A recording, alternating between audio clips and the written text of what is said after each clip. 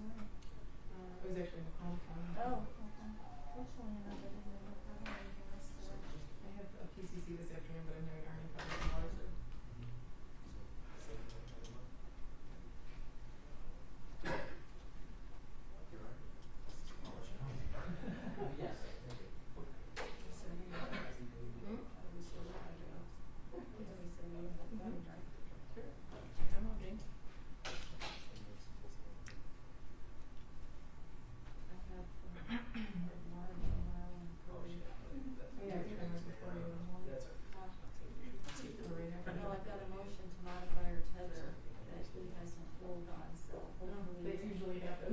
You know that's not a good sign. So, no. Well, I've already done this once, and now we're with Southeast and Texas. So, but if not, I don't mind it because then I can pre-trial, I can have done the motion at the same time, and then I don't have to come back in and get it. I don't mind.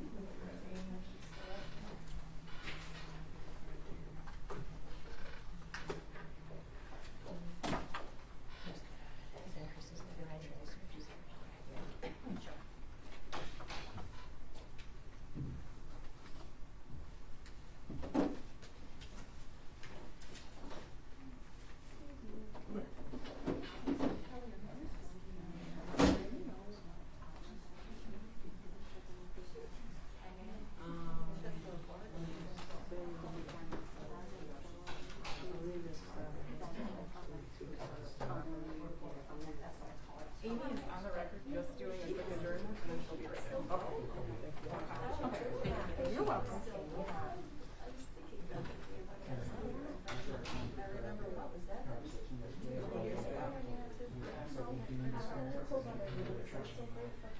The prosecutor said I was like, oh my God, I didn't know we're doing that. It was first. I remember before the pandemic when your car got stolen. Yes, I do. Oh, your first son. I just fun. Okay. I did. Mine are not as bright as yours though. Did talk to caseworker? Is that his caseworker? I don't know those people, so. Okay. They'll probably be arriving. Well, probably arriving very soon. Yeah, we told them to, so. Yeah. So. Okay. Yeah. Were you stipulating to all the exhibits or just? I don't know if you got clarity on those or not. Yeah, there's no reason for me to object to any of Okay. that. I'll stipulate to that for the use of the hearing. For the purposes of okay. Yeah. Perfect. Okay. Yeah, Thank that'll you. speed it up Yeah. with the witnesses. Thank you. Does he have us to? Does he allow us to take that? Do you know? I don't know. Yeah. I hope so, at least at the podium. I hope so too at the podium. Yeah, for sure. One time I had to do a closing argument in a mask, and I literally sat down and was like, I think I'm gonna faint. Like, Yeah, because you get, you- I mean, you're, right. you're all into your argument, and Exactly. Oh, wait, is this what you were telling me?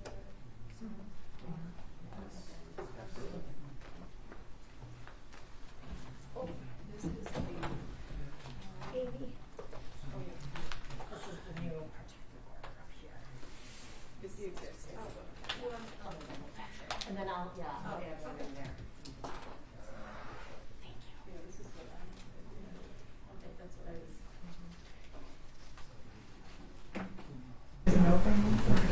Okay. And they says, thank you, on his first charge. was he knocked out of the system? Of course.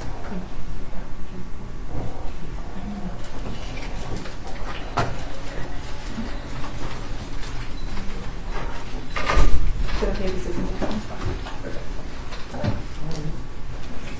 Thank you. Can he push himself in? Yeah.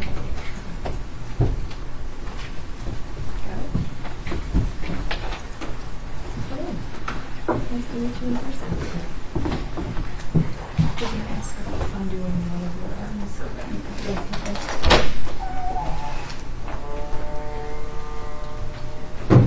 Just nervous to say how it is.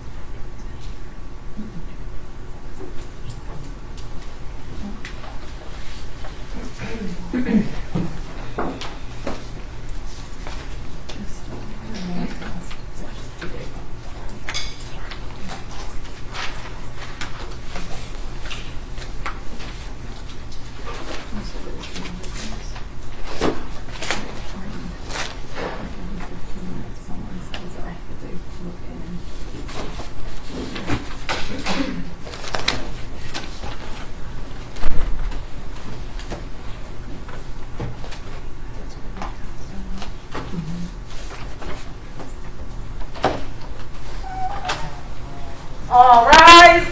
The Oakland County Circuit Court is now in session with the Honorable Kwame Rowe presiding. Good afternoon, you may be seated.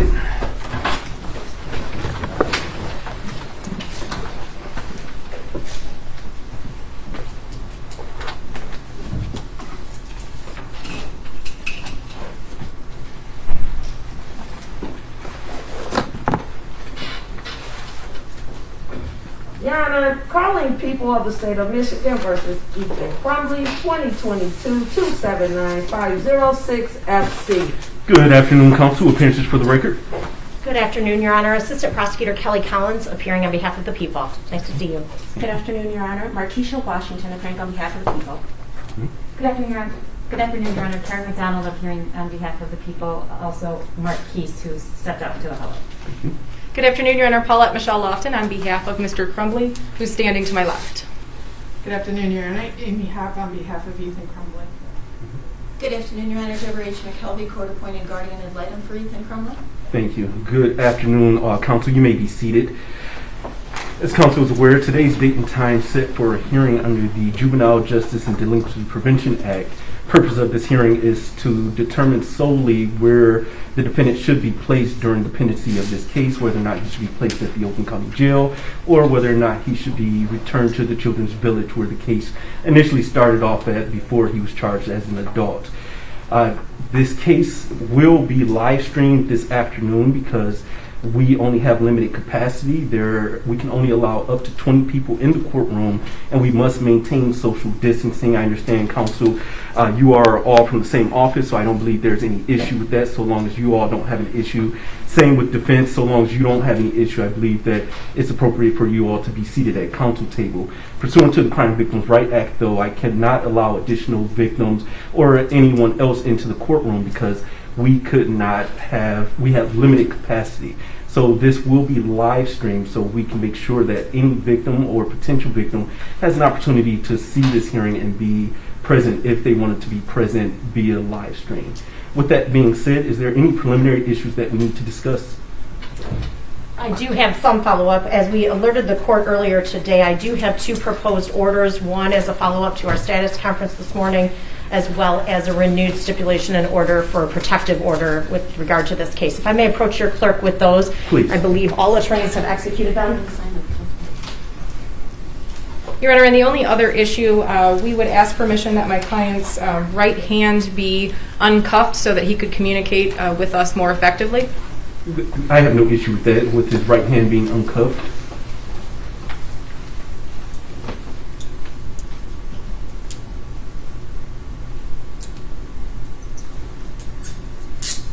Thank you, Your Honor.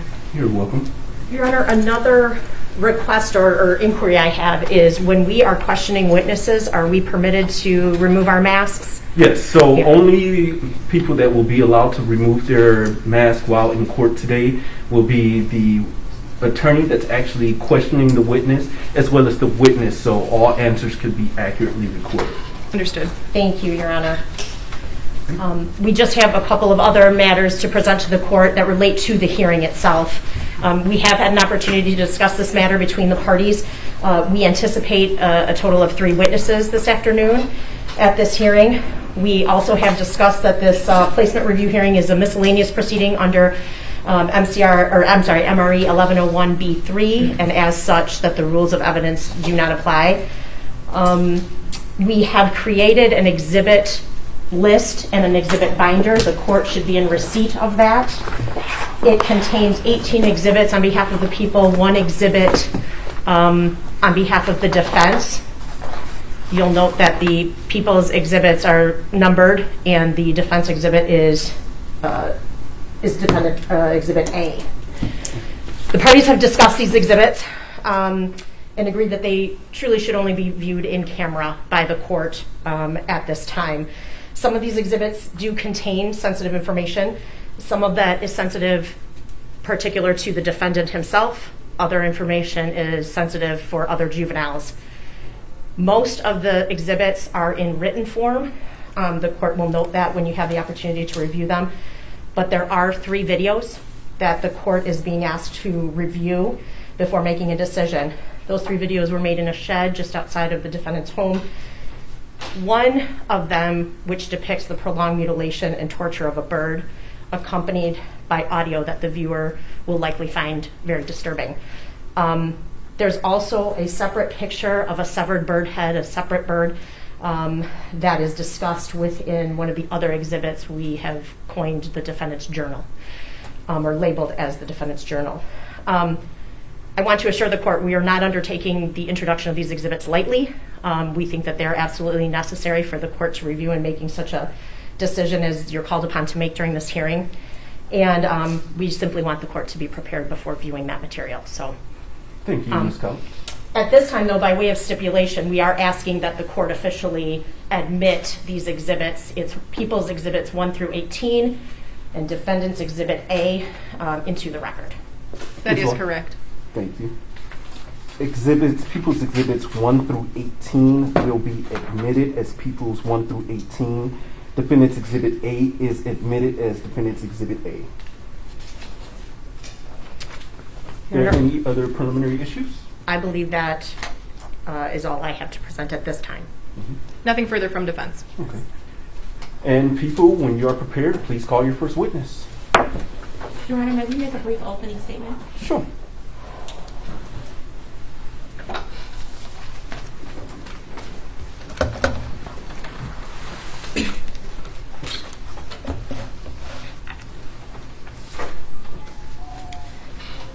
This matter is before the court today to fulfill the requirements as set forth in a newly enacted statute, that being the Juvenile Justice and Delinquency Prevention Act, which makes federal funding available for states regarding the detention and confinement of certain juveniles. Today, we ask this court to enter an order requiring that the defendant remain confined in the Oakland County Jail. When a juvenile is charged as an adult, MCR 6.909 subsection B subsection 2 allows that juvenile to be confined in an adult facility if A, the juvenile's conduct or habits are considered a menace to other juveniles, or B, if the juvenile cannot otherwise be detained safely in a juvenile detention facility. Likewise, MCL 764.27a, subsection 3, expressly provides that a juvenile who is under the jurisdiction of a court for committing a felony offense may be held in the county jail pending trial. As the court noted earlier, neither the court rule nor the statute at issue today. Accordingly, we look to the Juvenile Justice and Delinquency Prevention Act, specifically 34-111-33, which allows for housing of juveniles in adult facilities if, after a hearing and in writing, the court finds that such placement is, quote, in the interest of justice, end quote. The statute further outlines the factors for which this court must consider in determining what interest of justice factors should be considered in regarding the placement. Those factors include 1, the age of the juvenile, 2, the physical and mental maturity of the juvenile, 3, the mental state of the juvenile, including whether the juvenile presents an imminent risk of harm to himself, 4, the nature and circumstance of the alleged offense, 5, the juvenile's history of prior delinquent acts, 6, the relative ability of the available adult and juvenile detention facilities to not only meet the specific needs of the juvenile, but also to protect the public as well as other detained youth, and 7, any other relevant factor. I will address a few of these factors very briefly. Regarding the defendant's age and mental maturity, the evidence will show that despite the defendant's biological age, he discussed topics and interests well beyond that of an average 15-year-old. In a text thread with his friend and in his journal, he outlined a plan to stalk, rape, torture, and ultimately kill a female classmate. He expressed delight in torturing a family of baby birds, and he wrote about the joy he received in listening to them squeal as he killed them. He spoke of his admiration for Adolf Hitler and Jeffrey Dahmer, specifically stating, when you die, you need to be remembered for a long time, doing something that will make people think of you until time ends. The evidence will show that the defendant had a very specific and detailed agenda leading up to November 30th. In his journal, he described the type of gun he needed, who his first victim would be, and ultimately he expressed that he would surrender so that he could witness the pain and suffering that he caused. This shows a sophistication beyond that of an average 15-year-old. The defendant's journal has been admitted for an in-camera review, as we believe the entire content must be considered when determining what is in the interest of justice. The court must also consider the nature and circumstance of the alleged offense. This court is well aware of the horrific event that happened on November 30th. However, now the court has an opportunity to review and see just how calculated and methodic this defendant was. The people, again, have admitted for an in-camera review a video that was retrieved from the defendant's phone the night before the shooting. In the video, the defendant identifies himself as the next school shooter. And in an unfathomable way, he attempts to justify his future actions. To place this defendant with other at-risk juveniles who are presumably the same age as his victims would be contrary to the rehabilitation of those at Children's Village and pose a potential risk of harm to their safety. Another factor that the court must consider is the prior delinquent acts of this juvenile. As stated in the people's brief, despite having no documented juvenile history, the defendant's antisocial behavior is very concerning. The evidence will show that he bragged about wearing a mask to the public. He enjoyed his dark side. The defendant isn't who he appears to be. He allows people to see who he wants them to see, and only those close to him, such as his parents, would understand or recognize it. He is fascinated with violence, weapons, and seeing others suffer. He cunningly placed a bird in the boys' bathroom at Oxford High School, and in his journal, he later reveled about how happy he was for not getting caught. His behavior, however, continued to escalate. And when the defendant committed those premeditated murders on November 30th He did so with the intent to be remembered, to terrorize a community, and to gain recognition. Pursuant to the statute, the court is also allowed to consider other relevant factors. The evidence will show that despite the defendant being held in the Oakland County Jail, he is not completely isolated. He has the ability to watch television. He has access to a tablet wherein he can communicate with family and friends. He can play games and he can read books, all of which he's taken advantage of. He has phone privileges. He receives mail and he has a commissary account. Since his placement in the Oakland County Jail, he has been monitored every 15 minutes, and any issues or concerns that have been brought regarding his care have been taken care of expeditiously and will continue to be addressed at that same level of efficiency. In conclusion, it is important to note that the statute in question specifically emphasizes that the court is to consider what is in the interest of justice, not what is in the best interest of the juvenile. Thus, it is the people's position that it is the defendant's current placement in the Oakland County Jail that is best suited to meet his specific needs, to maintain and protect the safety of the general public, as well as to protect the juveniles at Children's Village. Hence, we believe it is in the interest of justice that he be confined in the Oakland County Jail. Thank you, Your Honor. Thank you, Ms. Washington. Ms. Lofton? Yes, Your Honor.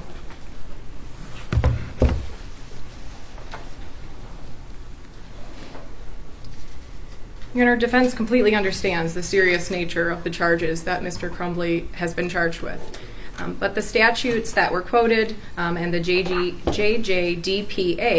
that sets out the guidelines for this hearing tell the court to look at other things, not just specifically the charges and the events of that day. Ms. Hopp, myself, and Ms. McKelvey have had the pleasure of meeting Mr. Crumbley at least 12 times.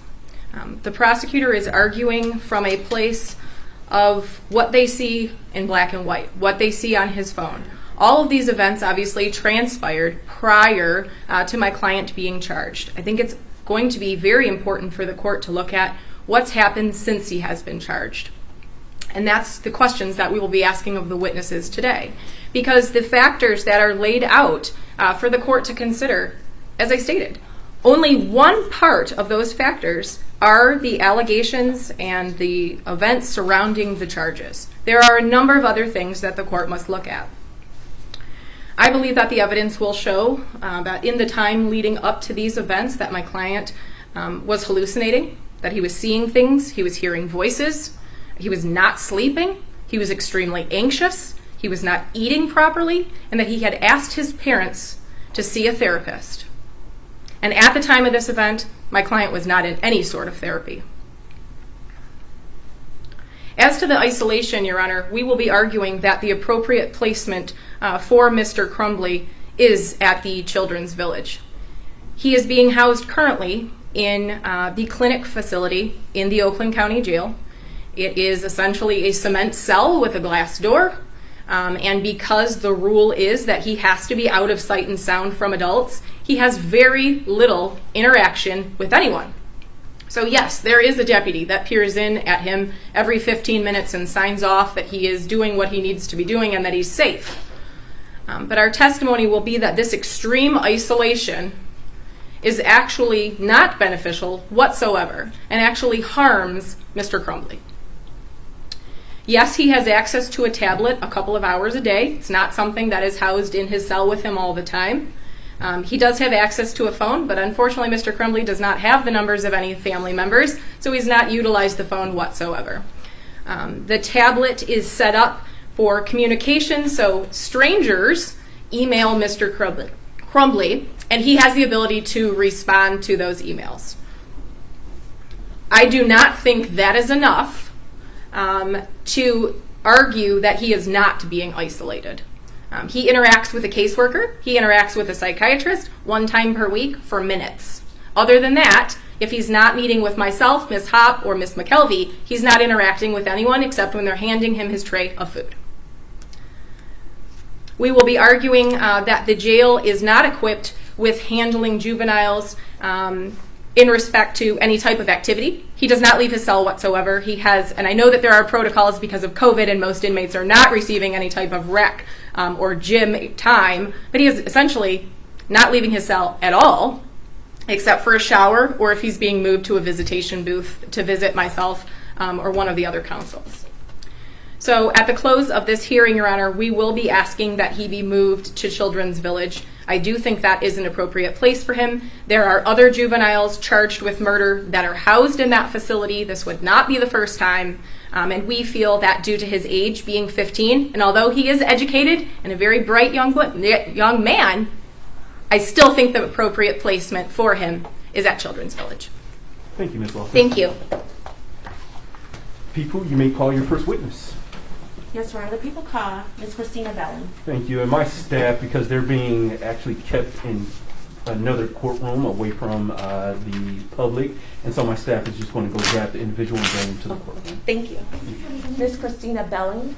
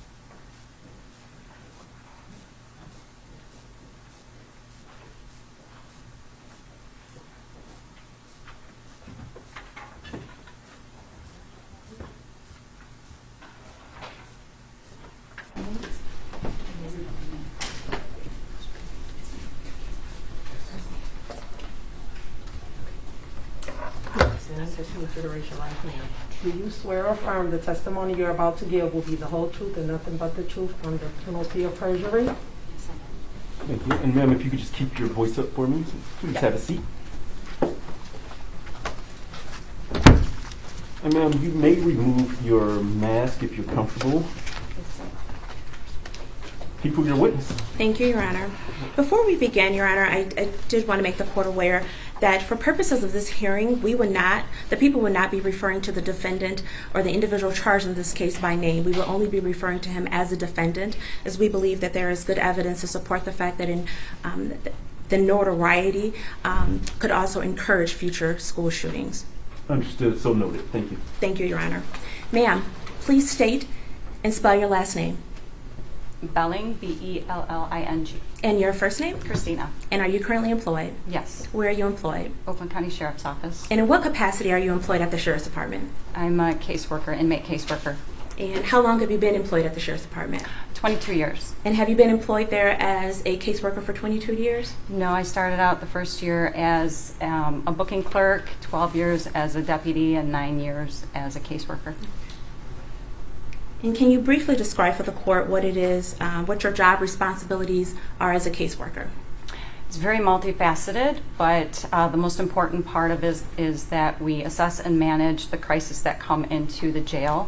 A crisis can be something such as a high-profile case, somebody who's currently suicidal, actively psychotic, or somebody that has suicidal or homicidal ideations. We then work in combination, if needed, with medical and the psychiatrist to get services. And then after their behaviors become manageable, then we continue to work with them to continue to assess any kind of mental health changes as well as adjustments into the jail. In order to be a caseworker, what is your educational background? I have a master's degree from Oakland University and a licensure through the state of Michigan. It's an LPC, a licensed professional counselor. Okay. And are you required to do any continuing education? Yes. And do you, in fact, do that? Yes, I do. And are you current on that? Yes.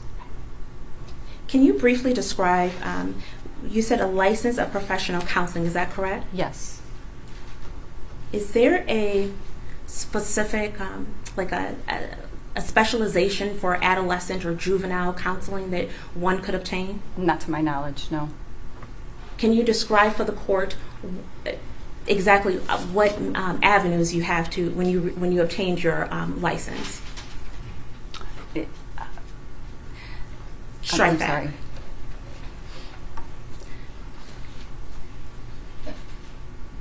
In regards to your specific title as a licensed professional counselor, are you in the community or are you in the school? I'm the community. And what is the difference between the two?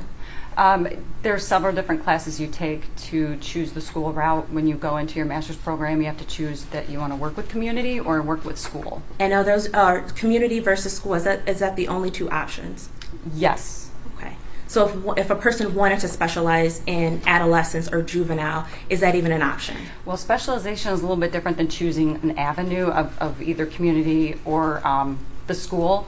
So as with school, they work as school counselors in your school settings. Community, then you can do family specializations, but to my knowledge, there is no just juvenile specializations. Thank you. Now, in your capacity as a caseworker, have you had the opportunity to work with juveniles in the Oakland County Jail? Yes. And in your capacity as a caseworker, approximately how many juveniles would you say you've worked with in the past? If you know. Do you want my deputy years or do you want just as a caseworker? As a caseworker. Under 10. Okay. And are you currently assigned to the defendant? Are you the current caseworker for the defendant in this case? Yes, ma'am.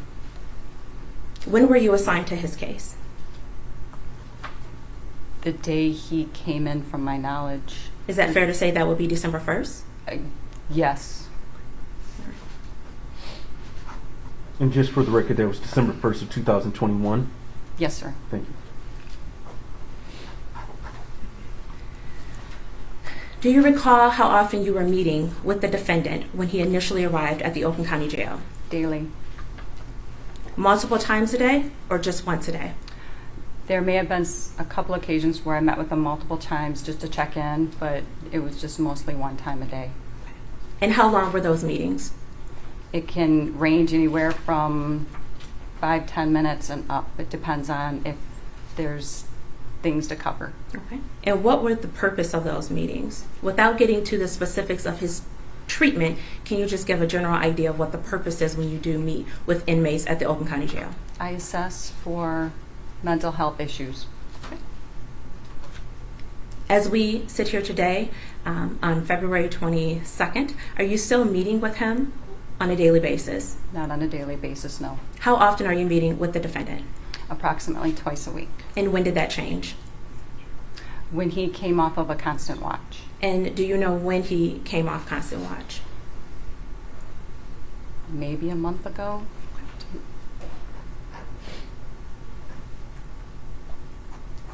And when you say a month ago, would that be January of 2022? Yes, sir.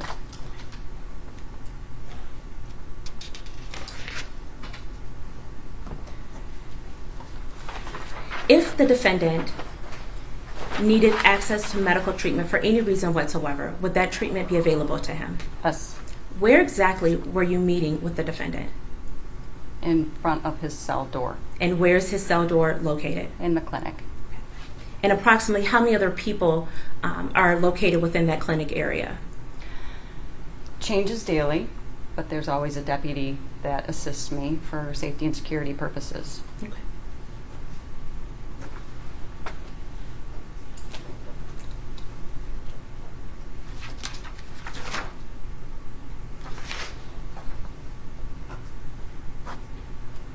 If the defendant required any other professional visits, such as that to a licensed psychologist, a licensed psychiatrist, or a licensed therapist, would that be available to him? Licensed psychiatrist, yes. And to the best of your knowledge, would that, if it was deemed necessary, would that be in person or by some other means? If currently with COVID, When any inmate in the jail is given access to the psychiatrist, it is done over video at this time. Is the defendant at any time allowed to refuse meeting with you? Individuals may not want to speak with me, but that doesn't mean I'm not going to attempt to speak with them. Okay. So is it fair to say you would meet with the defendant at this moment in time 2 times a week, no matter what? Yes. Okay. Now, on average... I'm sorry, Ms. Washington, when you Yes. say this moment in time, can we just give a time frame? Yes, Your Honor. Meaning, since he's been taken off a constant watch, you've been meeting with him 2 times a week. That was your testimony, correct? To my best of my ability, of my knowledge, yes. Okay. How many other inmates are on your caseload, if you know, roughly? Honestly, 70-ish, maybe Okay. more, maybe less. I'm not sure. Pre-COVID, it was probably more like 120.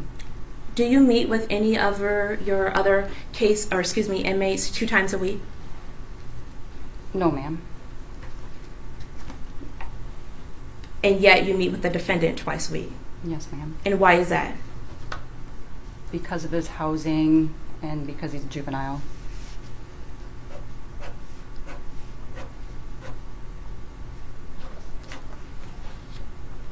One moment, Your Honor.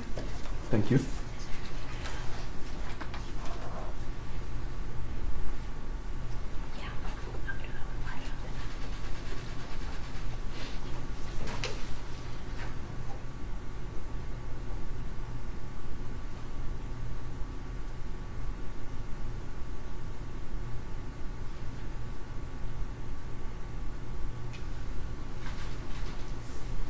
I have nothing further from this witness, Your Honor. Thank you. Thank you. Ms. Lofton-Cross? Yes, thank you. Your Honor, I will have some questions and then Ms. Hopp will follow up if that's okay with the court. That works for me. Thank you. Alrighty, thank you.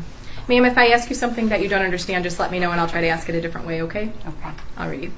So you've stated that you have been in your position as a caseworker for 9 years at the Oakland County Jail. Is that correct? Yes, ma'am. Okay. Were you assigned anywhere previously as a caseworker?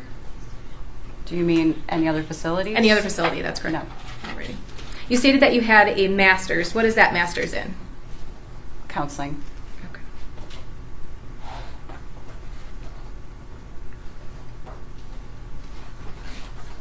Alright. And you stated that you believe in your 9 years of acting as a caseworker, you've had 10 juveniles assigned to you. Is that correct? Yes, approximately. Okay. And over those 9 years, how many adult inmates do you think you've had assigned to you? I could not even answer that. I do not know. Okay. Hundreds, Thousands? Hundreds. That could be thousands. How many juveniles do you currently supervise as a caseworker? Does that count people who have juvenile charges and are now adults, or just juveniles, anybody under the age of 18? I can clarify. Anybody under the age of 18? Just one. Okay. Mr. Crumbley. Yes. Alrighty. Now, you detailed that when he originally was booked in, you were seeing him on a daily basis, correct? Yes. Okay. And you had mentioned different types of watches. I'm not sure if you said suicide watch, but I know you said constant watch. Are you the person who decides what type of watch the defendant is on? Yes. Okay. So when he initially came into the Oakland County Jail, he was on suicide watch. Is that correct? He was on a constant watch. Okay. And can you describe to the court what that constant watch is? He has a deputy sitting outside observing his behavior 24/7 just to assure his safety and security. And because of the constant watch, there are certain things he can and cannot have in his cell. Is that correct? Yes. Okay. So currently my client still has suicide blankets. Is that correct? Yes. Okay. But your testimony is that he is no longer on constant watch. Is that correct? That is correct. The issuance of blankets is not within my jurisdiction. Okay. And your testimony was that you are currently seeing my client 2 times a week. Is that what you said? Yes. Okay. My client recalls that he sees you on Mondays of each week. Do you recall what other day you see my client? Generally towards the end of the week. This week I was not there towards the end of the week. Do you keep records each time you interact with an inmate? Yes, I do. So the records would show that you were interacting with Mr. Crumbley 2 times a week since he has been removed from constant watch. Is that correct? Except for this week because I Of course. wasn't there. I understand. There are also other caseworkers, if I'm not around, like we have extended weekends, who will fill in.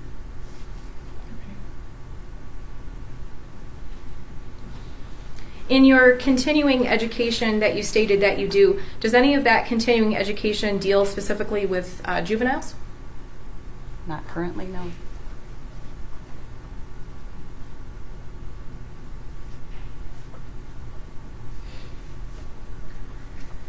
And are you responsible for deciding when my client gets access to the tablet or how long he gets access to the tablet, or is that somebody else's decision making? Somebody else's.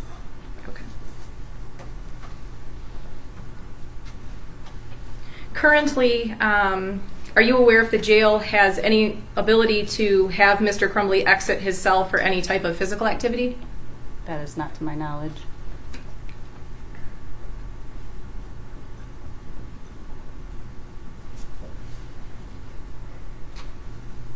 And are you involved at all with the food delivery or the type of food that my client is being delivered? No. I have no further questions, but I know Ms. Hopp may have some. Thank you. Ms. Hopp?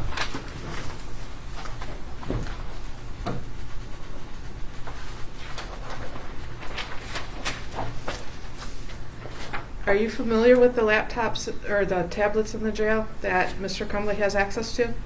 I see them, yes. Have you ever looked at them and what programs they have on them? I do not.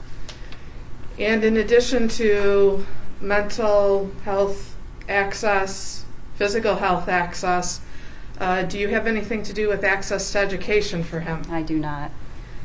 And so you would not know whether he had access to any sort of education programming while he's in the jail? I work mental health only. And in your schooling, you mentioned the 2 avenues, community and school. Did you take any courses in the school part of that at all? I took community.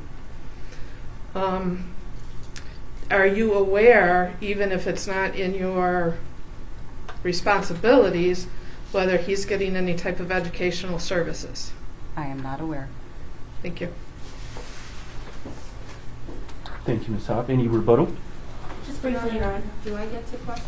Oh, my apologies, Mr. Kelby. You're sitting in the back. My apologies. Good afternoon, Ms. Belling. Good afternoon. Just a couple of questions. What's the makeup of the clinic in relation to cell location? He's in an individual cell, correct? Yes, ma'am. And there's a half glass door? Yes, that looks forward. Okay, and if you looked out that door, what would be there? Maybe medical staff walking by. But a wall? Or, yes. Oh, there's also a TV. Right outside the door? Yes, right up towards, on the ceiling. So does he have control of that? I do not know. That's not part of anything you'd be involved with? No. Do you know, was he seen at any time by a psychiatrist while you have been? I cannot answer that. That's privileged information. Okay.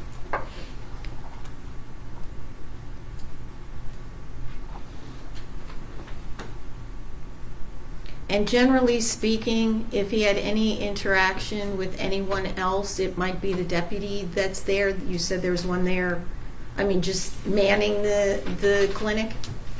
That's on a constant watch. Or just in the clinic? Is there a deputy that stays there at all times, like at the desk, or? He is assessed, or he is seen every 15 minutes on clock rounds from deputies. Okay. But generally speaking, how many remain there at any given time? If he wanted to talk to somebody, would there, and you were not available, or it wasn't your day, or he didn't need to technically see you, Would there be somebody, a deputy at the desk there or something, that he could ask for something? He would have to wait until somebody comes through or one of the medical staff. There's not somebody sitting outside. He's not on a constant watch, Right. so there's not somebody. But I didn't, in proximity, is there usually a deputy that mans the clinic, or is, Yes. okay. So there's that, and then just the medical staff that are there? Yes. Do you know how many people are part of the medical staff? I do And not you may know. not know. Okay, thank you. Thank you, Ms. McKelvey. Rebuttal? Just very briefly, Your Honor. You testified that you were the individual responsible for taking the defendant off of suicide watch. Is that correct? That is correct. What factors went into making that determination? I can't provide you with that information because that's privileged information. What factors? You've had other individuals, other inmates on suicide watch, correct? That is correct. And in a general sense, what factors do you consider when making that determination to take them off of suicide watch? And again, I can't provide you with that information because it is privileged. How long was the defendant on suicide watch? That I am unsure of. And in regards to his education, have you provided the defendant with any books, like reading material? Yes, I have. And what books have those been? Harry Potter, mostly. And to the best of your knowledge, has he read those books? To my knowledge, yes.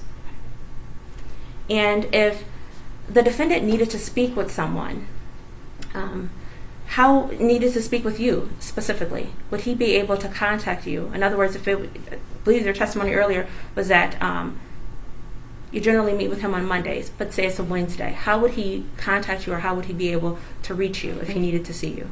He tells a deputy, and the deputy either calls me, and if it's after hours, he leaves a message, and I see him the following day. And is that for all inmates or specifically for this defendant? That is for all inmates if it sees fit the situation, but because the defendant is a juvenile, I would make an exception to put him at the top of the list. And you've been to the defendant's cell, correct? Where you Yes. meet him? Are you familiar with a button inside of his cell? A button that allows him to reach... I've never been inside the cell. I don't know what like where the buttons are. I've stepped in the doorway, but I don't know where there's a Do you button. meet with him inside the clinic, correct? Yes. And you meet with him in the doorway of his cell, correct? Yes. Okay. And it's your testimony you've never seen the button? I'm not familiar with a button, is what I'm saying, is I've never paid that close attention. My focus is on the person I'm working with, not on a button. Are you aware, have you been in other cells inside of the clinic? Yes. And have you seen a button inside of the other cells inside of the clinic? I can't say I've ever noticed any buttons because I've never paid that close attention. When I'm dealing with somebody in the clinic, it's usually a crisis situation and I'm focused on that person. One moment.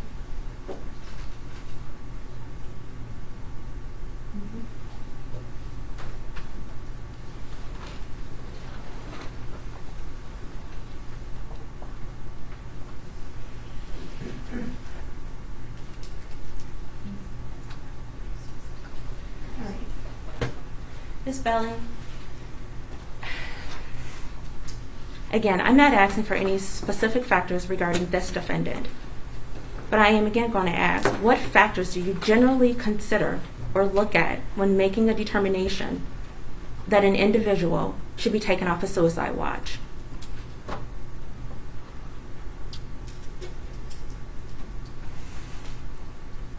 And for me, answering that verifies information that I am unable to provide you. So, I mean, if we need a recess, so I can... One moment, I'll interject here. So I believe the question in general, are you considering a person's age? Are you considering their education? Are you considering their psychological history at that point?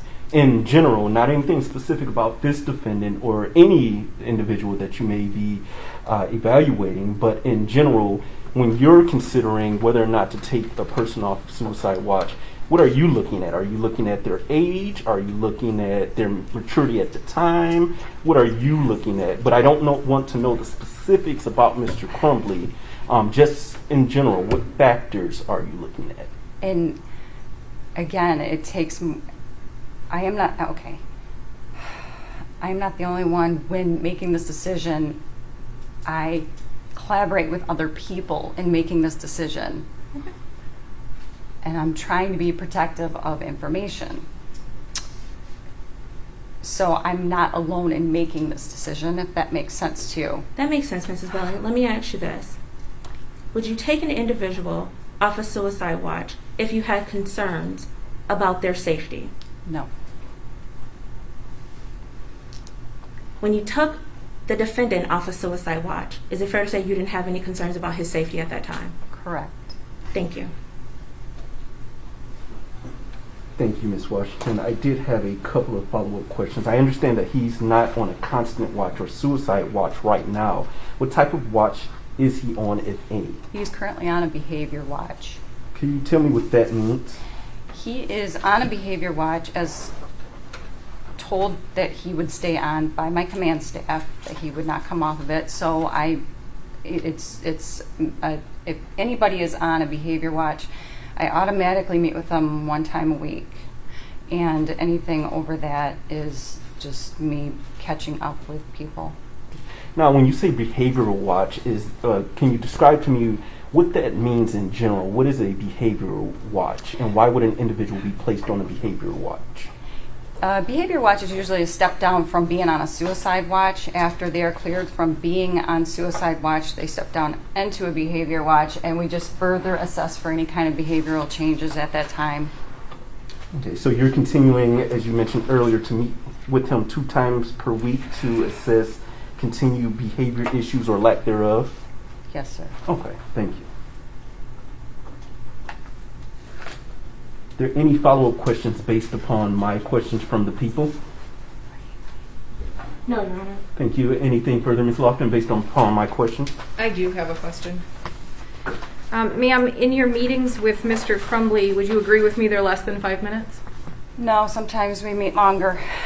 Okay. And again, the meetings occur while you stand at his door, correct? That is correct.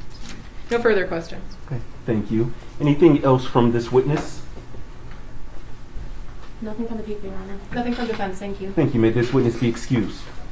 Yes, Your Honor. No objection. Thank you, ma'am. You are all set. You are excused. Please don't talk about your testimony with anyone outside, okay? People, you may call your next witness. Your Honor, the people next call Heather Calcaterra to the stand. Okay, thank you. My staff will retrieve her. Could you spell the last name for me, please? Certainly. C-A-L-C-A-T as in Tom, E-R-R-A. Thank you.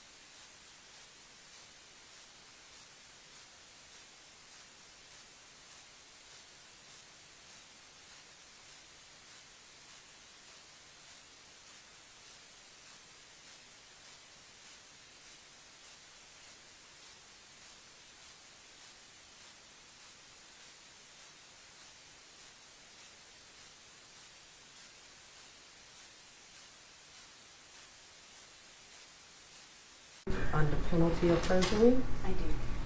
Thank you. Ma'am, you may have a seat, and if you are comfortable, you are more than welcome to remove your mask. Thank you. You are very welcome. And people, your witness. Thank you, Your Honor. Good afternoon. Good afternoon. Could I please have you state your full name and spell your last name for the record? Heather Calcaterra, C-A-L-C-A-T-E-R-R-A. Wanted to make sure I spelled it correctly for the court.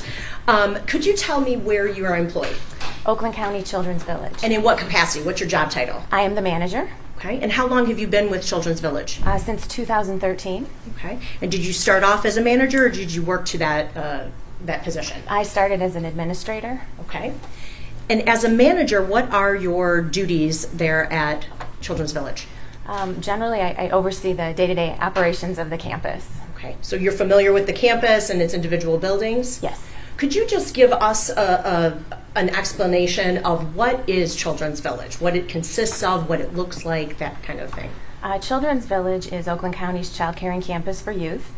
We have 3 separate licenses. One of them is for secure detention, one of them is for residential treatment, both secure and non-secure, and one of them is for shelter care services.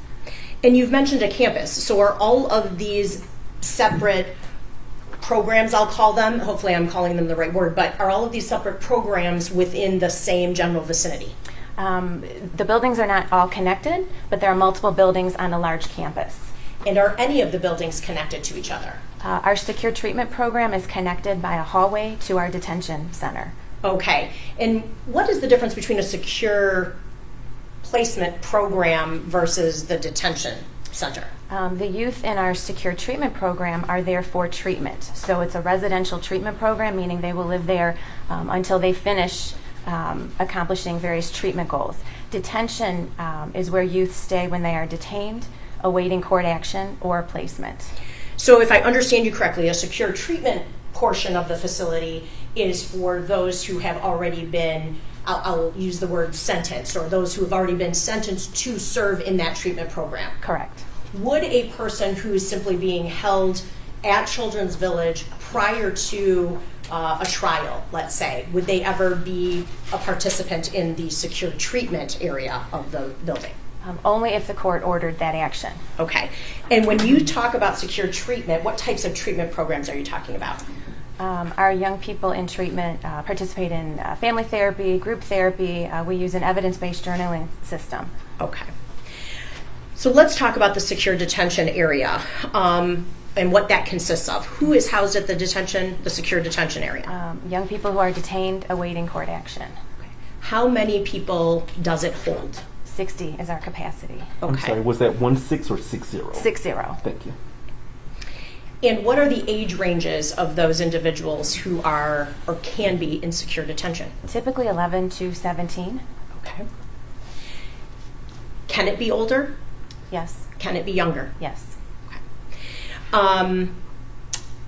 The other areas of the campus, fair to say that those areas can, and specifically the shelter care, children even younger than 10, 9, 8, can they be housed in the shelter area? Shelter care is birth to 17. Okay. What types of individuals can be housed in the secure detention facility? When I say what types of individuals, I guess that was a poor question. Presumably, and correct me if I'm wrong, those people in secure detention have been accused of committing a crime. Correct. What types of crimes are, I guess, encompassed in that secure detention facility? All crimes.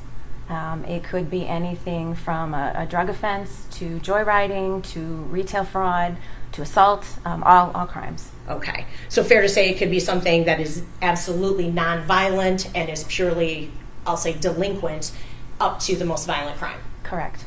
Okay. How many do you currently have in secure detention, if you know? 38. Okay. How many do you currently have housed in the Children's Village secure detention that are there on a charge of murder? None.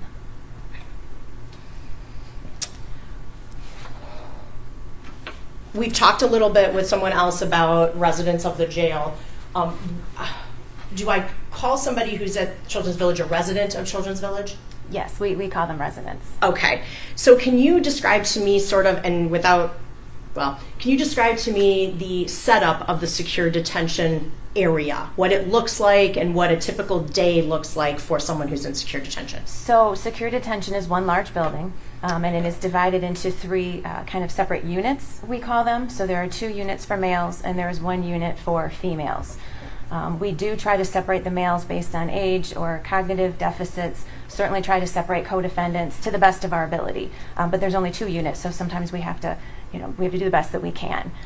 In terms of a typical day, our young people wake up around 7 a.m.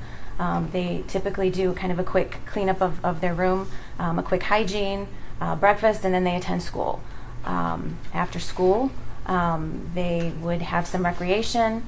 They would have some kind of homework time, quiet time. They would have dinner, and maybe some more kind of quiet time or recreation, and then they would begin hygiene to prepare for bedtime or bed prep. Okay. You mentioned units. Are those separate units, in essence, separate hallways? Yes, each unit has a separate hallway, yes. Okay. And is it fair to say that they all converge into one main school area? When you come out of your unit or your hallway, you come into the hallways of the school? Yes, we have one main school hall.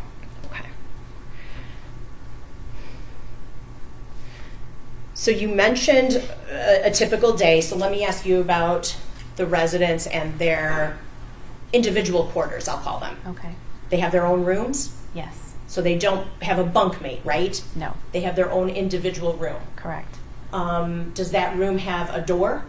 Yes. Does it have a window in the door? I believe all rooms, yes, have a window, yes. Okay. Does it have a glass wall, though? No. Okay, it's just a window in the door. Yes. Does the room have any, do I have a dresser in there? Do I have, a toilet in there? What do I have in that room? Most rooms consist of just a cement slab with a mattress that is brought in during sleeping hours. We do have some rooms that have toilets built in. If a young person were to have to stay in their room, then we would try to put them in that type of a room. That's kind of an observation room as well. Okay. Now, you mentioned typically what time are they in their individual rooms on any given day? Give or take, probably about 8:30 p.m. until 7 a.m. Okay. Otherwise, if I understood you correctly, they spend their time in classrooms. Correct.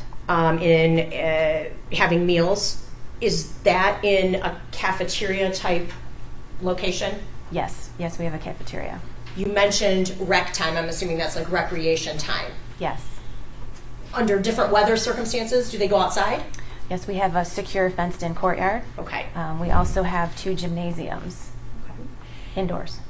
And do you have a meeting room or a day room, if you will? Yes, a day room where the kids would assemble to maybe play board games, cards, watch television. Okay. Now, the secure detention specifically, well, I guess let me ask you, Children's Village in general, is it meant to be a permanent location or is it meant to be temporary? Temporary. Okay. People in secure detention, do I understand correctly that those persons are usually individuals who are awaiting some type of more permanent placement, whether it's to go home or to go into the treatment area of the building? That is correct. Okay.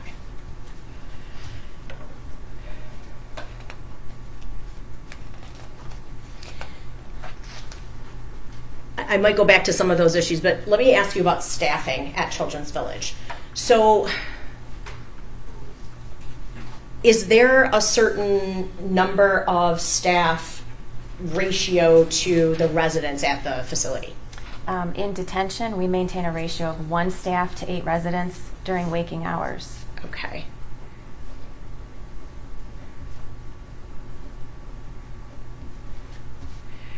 So do I understand correctly that for every 1 staff member, there could be up to 8 people that individual is monitoring? Correct.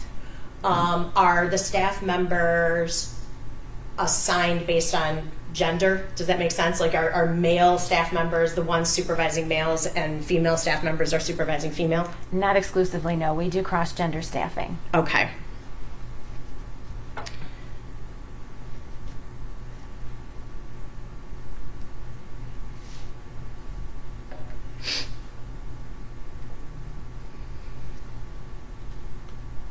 the people that these residents come into contact with mostly, what is their job title called? Youth specialist would have the most contact with our residents. What does a youth specialist do? A youth specialist is with the kids or the residents all the time. They are responsible for maintaining the ratio, which is the 1 to 8, supervising them when they're in school, when they are eating, when they are doing hygiene, essentially all the time. Okay. And they're with them, but they're with those 8. Correct. Okay. So how about in the cafeteria? Am I only watching those 8, or what am I doing if I am a youth specialist in the cafeteria?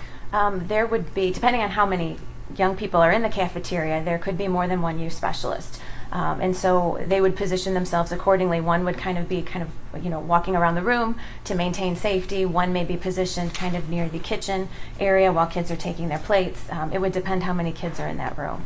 Okay. Do you still maintain that 1 to 8 ratio in the cafeteria? Yes, but it could, depending on how many youth are eating, we could do 2 to 16, for example. It would just depend. Okay. And you maintain that 1 to 8 ratio in the day room or out in the gym or outside in the yard? Yes. Okay. So let me ask you this. Are those youth specialists meant to monitor the behaviors, or are they meant to monitor the conversations, what their information they're exchanging, ideas they may have? We monitor the behaviors.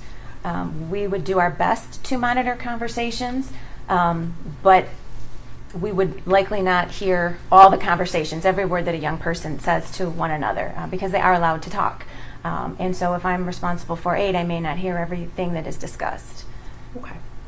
And that is true whether they're in the classroom or the cafeteria area, the day room, or any of those rec sites? Yes. Okay. Are there arrangements made? You're familiar with the defendant at issue in this case, correct? Correct. At least somewhat familiar. You know who we're here about and what he's accused of doing, correct? Yes. In a situation like that, would he be housed in a different area? Would he be secluded from his peers and other individuals who may be younger than him or older? I believe he would be in the same group with his peers.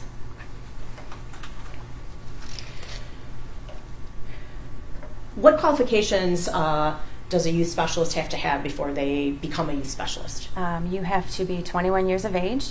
You have to have either a high school diploma or a GED and no felonies. Okay. And you said that the youth specialists are the ones that are with the residents most often? Correct. Okay.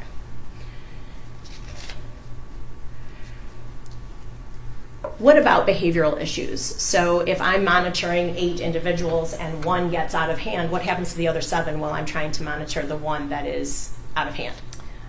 The youth specialist would call for supervisor assistance, or maybe what we refer to as a code 2, which is, again, assistance. Okay. And where is that assistance coming from? Other supervisors on campus would come to that area where assistance was needed. Fair to say that they might not necessarily be in close proximity to where assistance is needed at that time? Yes. Okay, could take some time. It could.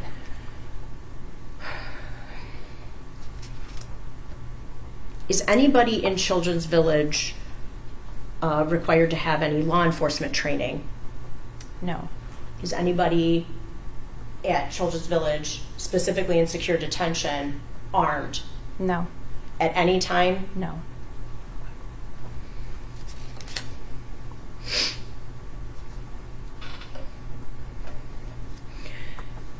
Do youth specialists receive any type of behavior management training?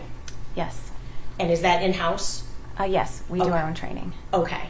Am I correct in believing that the training focuses on non-physical management techniques? We are trained in physical management, but it is to be used as a last resort. have there been situations where at Children's Village, and I'm talking now about secure detention, where something has happened that is beyond the capability of the employees at Children's Village? Meaning we needed to call law enforcement? Yes. Yes. Okay. And when you have to call law enforcement, Children's Village campus is on the Oakland County campus, correct? Correct. So the assistance that you seek is law enforcement from the Oakland County Sheriff's Office? Yes. Are those the same individuals that are employed at the Oakland County Jail? I believe so. Okay.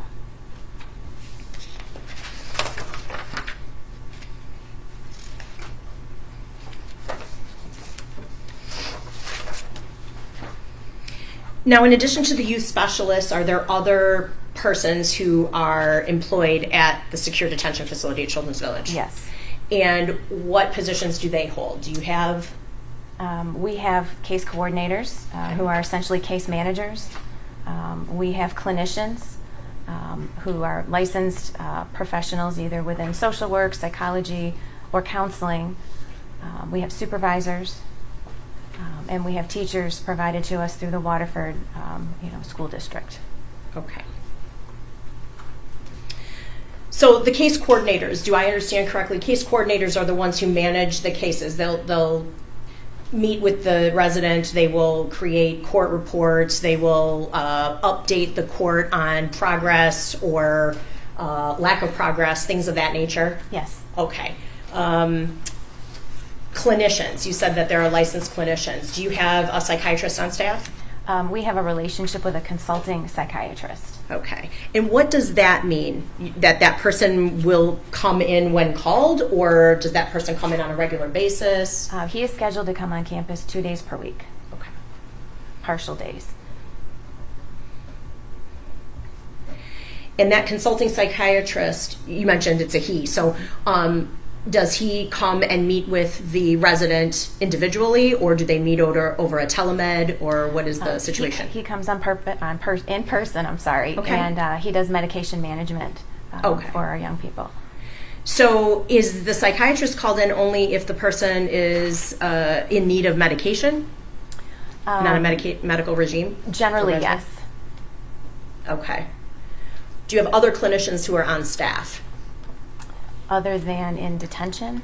In secure detention? Yes, we have our own clinicians. Okay, how many? In detention, there is one. And what is the background of that person? Does that person, are they licensed in counseling? Are they a psychologist? What? She is licensed. I believe she's a professional counselor. Okay. Now, in speaking with you prior to the hearing, you also are a professional counselor, correct? Correct. Are you licensed? I am. So let me ask you this. The clinician that you have on staff and yourself, do you possess a degree or certificate that is specialized toward juvenile clients? I do not. Okay. I do not believe she does either.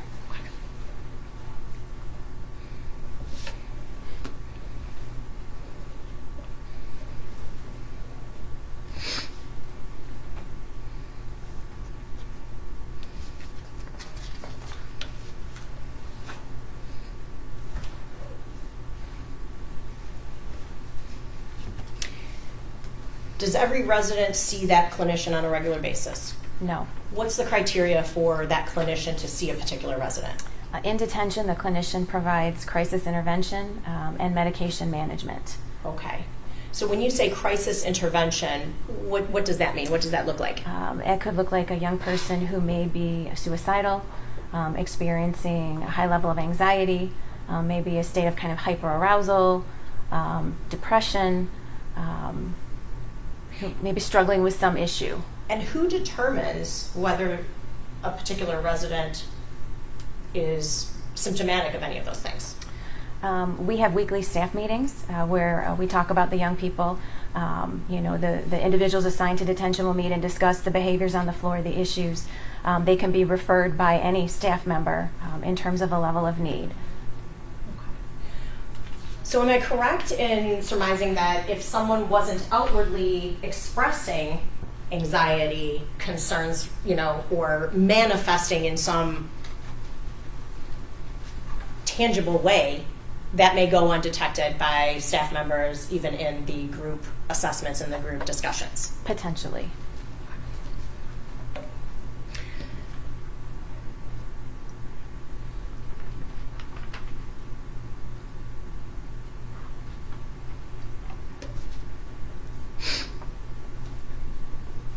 I'd like to talk to you about staffing and staffing issues, if any, during the pandemic and beyond. Are you currently experiencing any staffing issues with regard to the numbers and the number of shifts, things like that? Yes, Okay. You have vacancies right now? we do. Okay. And are those vacancies, are we talking about youth specialists? Yes, some are youth specialists. Okay. What other areas of the secure detention where are you experiencing some staffing issues? We have 2 clinician vacancies, not specific to detention, but campus-wide. Okay. Have you had an occasion where staffing issues are such that you don't have enough staff to monitor even the behaviors in a 1-to-8 ratio? Yes. And when that happens, where do these residents go? So for the first time ever, about a month ago, we had to implement a temporary lockdown, not because of behavior, but because of staffing. And so we did that for about a week on our afternoon shift because we simply could not staff it safely. And so our only option was to do that. So when you say that you went into that, what did you call it? Kind of a lockdown. Lockdown? So when you went into that lockdown, am I understanding correctly that each resident would go to their solitary cell or room and they would stay there for the remainder of the day and night? Yes. Any interaction with anybody? Staff would do 15-minute checks up and down the hallway, Okay. but other than that, no. And how does one resident, if they need to, beckon a staff member if they are within that 15 minutes? They would knock on the door or yell. When a resident is in their room, what is contained in the room? Do they have access to books in their room? Typically, 2 books or 2 items, reading material type items, could be in their room. And how is that provided? We have a library on campus where parents, guardians are able to send items, although not now because we have had no visitation due to COVID. Okay. Do the residents have access when they're in their rooms to a television? They do not. How about a tablet? No. Can they watch movies? In their rooms, no. Can they play any type of video games? No.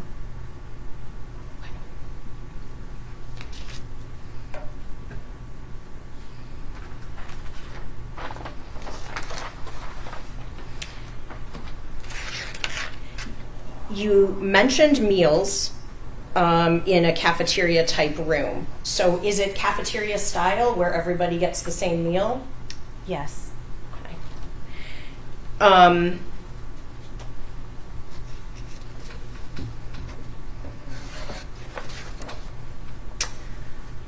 Does Children's Village and its residents maintain what I would call a commissary account, where they have their own account with money and they can purchase items that they may want or need?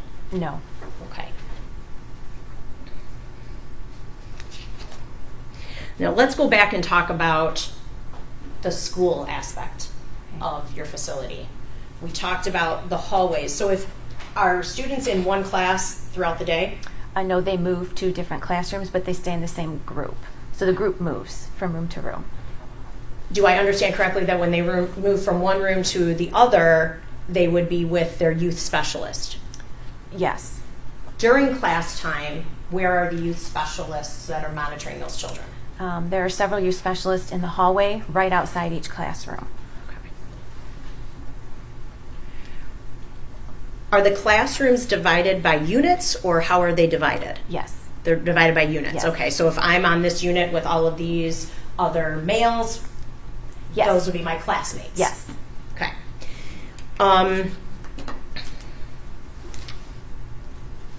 In the classroom, is there one teacher? Yes. And you said that that teacher is contracted through Waterford Schools. Correct. Okay. Is there any mechanism in place with Children's Village to accommodate an individual education plan for an individual resident? An IEP for special No, education? let's say you didn't want a particular student in a classroom setting for whatever reason. Can that student access a virtual school? Waterford would have to make arrangements. Okay. That would require additional resources for us because that would have to be supervised outside of our normal supervision within the classroom, and likely maybe additional resources for Waterford. Okay. Now, I know you said you contract with Waterford Public Schools. Correct. Okay. If a student has been permanently expelled from their public school, are public schools, if you know, obligated to provide an education curriculum for that student? I can't comment to public schools. We are, because we are a detention facility with adjudicated youth, so we are obligated. Let me ask you this. While you are obligated, would Waterford Public Schools have the opportunity to reject placing one of their teachers in that contractual scenario? I don't know.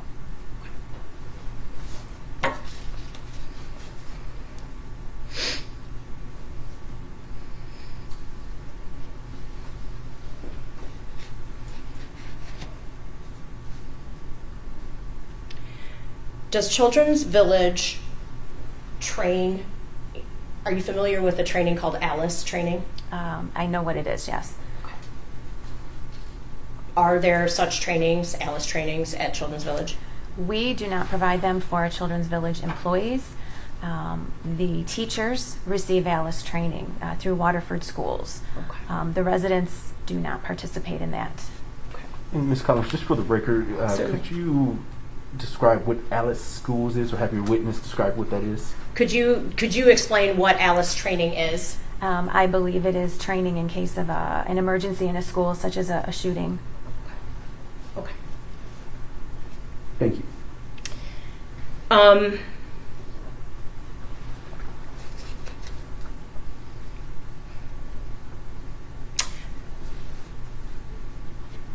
The classrooms themselves, I'm assuming, but I need you to correct me if I'm wrong.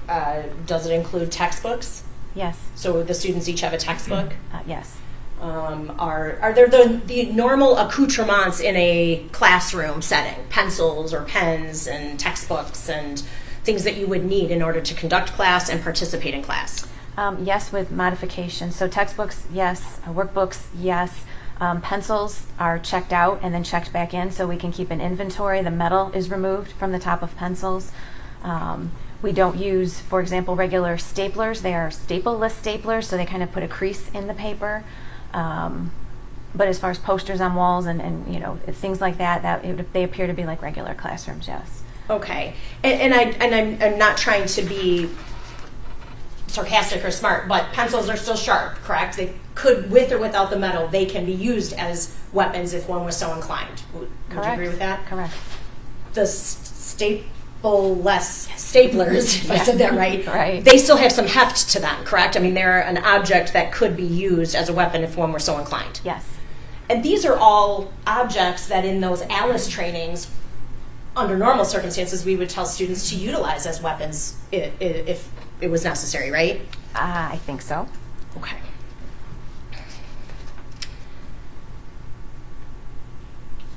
With regard to the recreation time, are residents required to participate? We cannot force residents to participate in rec. So are they required to go to Yes. the rec site? Yes, they have to maintain their ratio with their staff. Okay. So during this recreation time, if I'm in the gym and there's basketballs available to me and there's, some residents that are, shooting baskets, but I could also be off in another area of the gym just having a conversation. Is that fair? Yes, it's kind of sitting off to the side. Okay.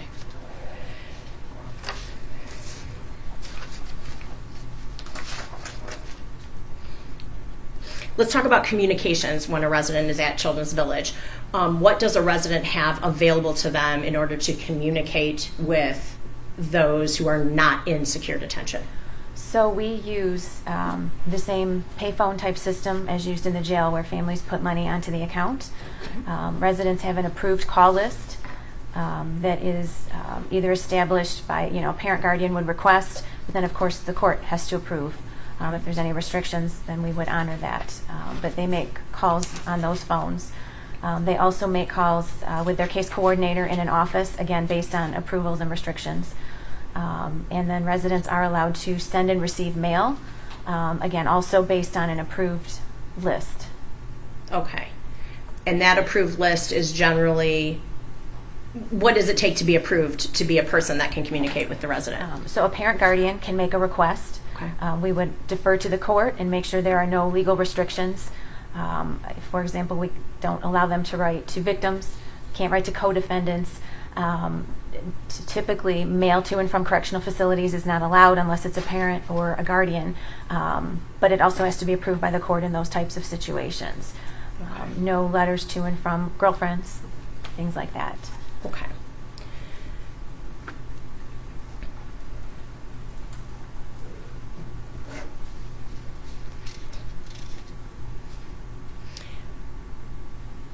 So, mental health services. We talked about some of the clinicians, that you have one on staff and then you've contracted with a psychiatrist. Fair to say that unless there were a request by the resident or some outward revelation that the resident was struggling, the psychological or mental health services would not be ongoing. It's not like they meet with them once a week, or does he engage in group therapy or individual therapy, anything like that? There is no group therapy. Okay. We do, everything you said is correct. We do also do a screening at admission, just to assess a young person's kind of state of mind as they're coming in. So if they were identified to have any of those issues I mentioned earlier, your suicide or depression or anxiety, we may put them on a safety plan and they would be monitored, but that is not an ongoing necessarily therapeutic relationship. It is not treatment. It is still crisis intervention. Okay.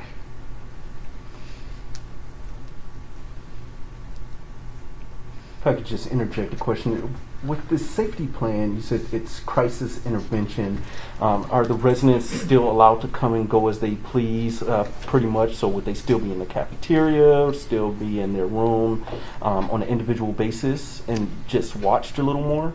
Yes. But the safety plan could build in other kind of precautions. So it could, for example, say something like no sharps, which would mean that young person wouldn't have access to pencils. It could say that young person has to be within arm's length of a staff member. So they would maybe be at the front or the back of the line, depending on where the staff member is positioned.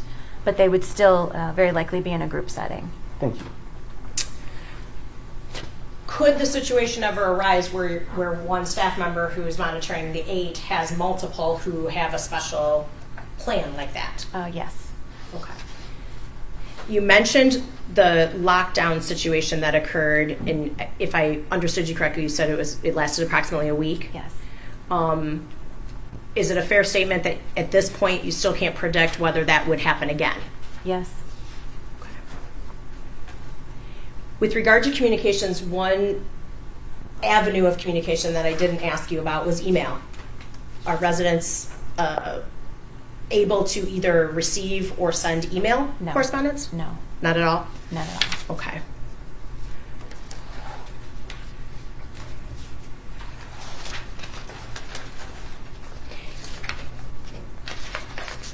You're familiar, are you not, with why we're here today and the request that's being made? Yes.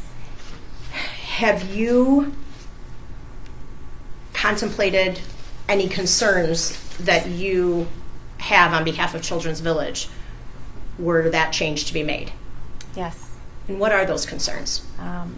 I think first and foremost, safety and security for everyone. I think resources in terms of staffing and mental health. We don't know what we don't know in terms of this particular case, and we've never had a situation like this involving a school shooting or a defendant who was going to use the insanity plea. So we don't know what we're going to need. I have concerns about the trauma impact on other young people.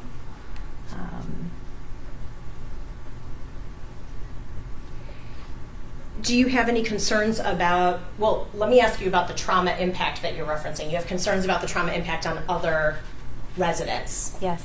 What do you mean by trauma impact? Again, we've never had a case like this at Children's Village. I've never had a case like this in my career.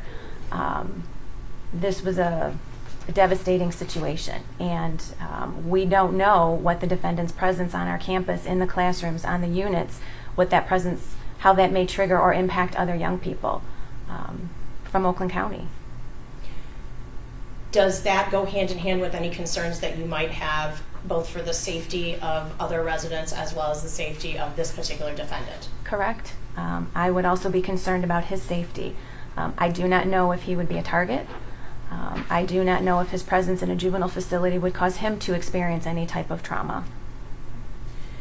And is there any contemplation of, and I'll call it mental isolation, that's probably not a scientific phrase, but mental isolation, differentiating himself from the other residents there? You mentioned that there's parent involvement, and when COVID is not in place, there's visitations and things like that. Have you contemplated or thought about that and its effect on this particular defendant? I have, and it certainly could have an impact. We are scheduled to resume visitation, in-person visitation, on March 1st in all of our programs. And so where other young people may be receiving frequent contact, I do not believe this defendant will. And that could have an impact on him, yes. Okay. If I may have one moment, Your Honor. Sure.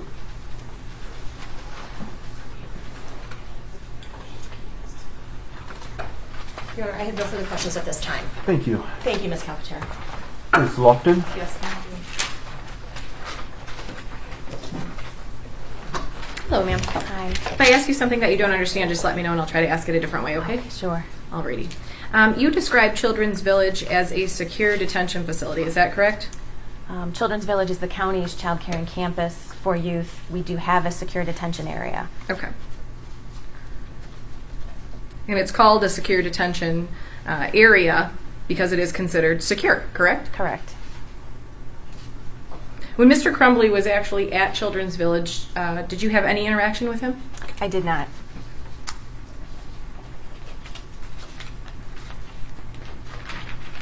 Do you know how long he was actually in your facility? Less than 24 hours. And during those 24 hours, he was placed in either a suicide watch or a constant watch lockdown situation. Is that correct? Yes. Okay. There was no problems with Mr. Crumbley during those 24 or less hours, correct? None that I'm aware of.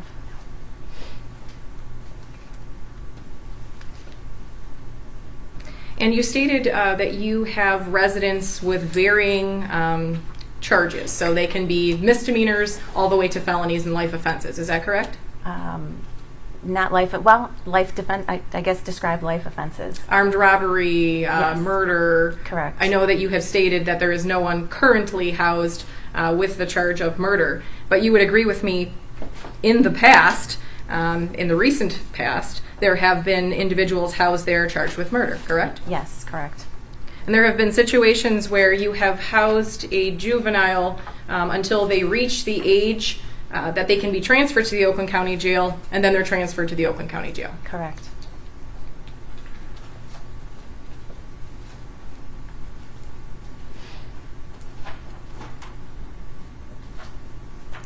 And you stated that the housing itself, or the rooms or the bedrooms of the individuals, they all have their own cell or bedroom. Is that correct? Yes. Okay. And you stated that these individuals are in their cell from approximately 8:30 p.m. to 7 a.m. Is that correct? Yes. And you stated that your max capacity is 60 people, and currently you're at 38, correct? Yes.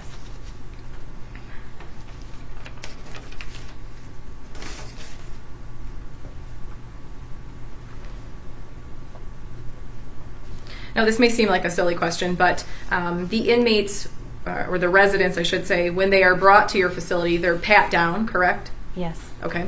And do they stay in civilian clothes, or do you have them in specific outfits for Children's Village? No, they have to put all their personal belongings into storage, and they wear kind of a jumpsuit type item. Okay. So they would not have access to guns or knives, correct? Correct. And you actually stated that if the individuals that are assessing the resident feel that that person needs some sort of crisis intervention, there's something called a safety plan that can even go one step further in securing the safety of not only that resident, but the other students, correct? Yes. Okay. And that safety plan can include no access to pencils or anything sharp, is that correct? Yes. And to always be very close to a staff member within Those arm's are, length? yes, those are examples, yes. Okay. Is that something that is done frequently? Are there a number of individuals there on safety plans, or? I would say it varies. It's not unusual.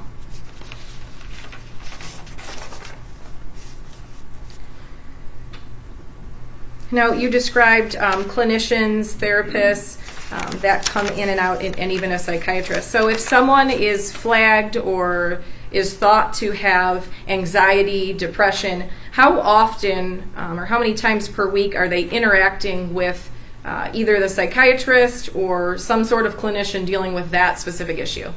That would be determined by the clinician, depending on their initial assessment of the young person. Okay.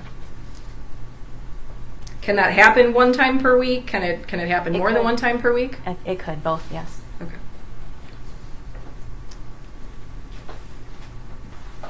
And the psychiatrist that is contracted there, that is there 2 days per week, is that individual able to prescribe medication? Yes.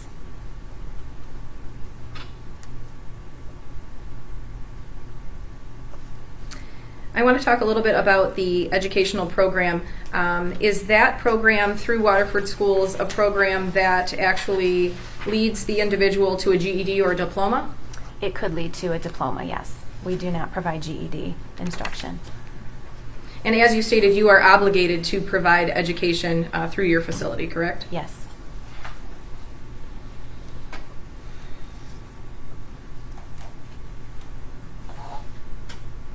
I want to talk about the physical activity. How often, and I know it may have been a little bit different during COVID, but how often do your residents enjoy some sort of recreation time? Daily. And how long is that? Minimum of an hour. It's not all physical, though. It can be physical, it can be reading, it can be television, board games. Do they have a gym class through the Waterford school system or no? Yes. Okay. And how often do the residents participate in that gym class? You know what? I would have to check the schedule. I'm not sure. I'm Understood. sorry. No problem. And you would agree with me, the communication that your residents have with the outside world is pretty limited, right? Correct. Okay, so the phone system, they're only able to call out, correct? Not receive calls in? Yes, they call out on the pay phones. Okay, and that's an approved list. It's not just to anybody? Yes. Okay. And you stated the letters. Now, if they were to receive a letter from a stranger or someone that's not on the list, would that letter then be returned? Yes. Okay.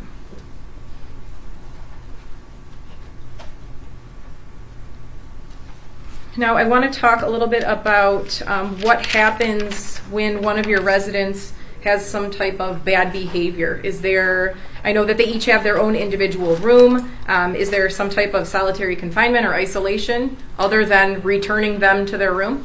So we are right now able to use seclusion only as a last resort for the minimum amount of time needed to help a young person regain control of their behaviors.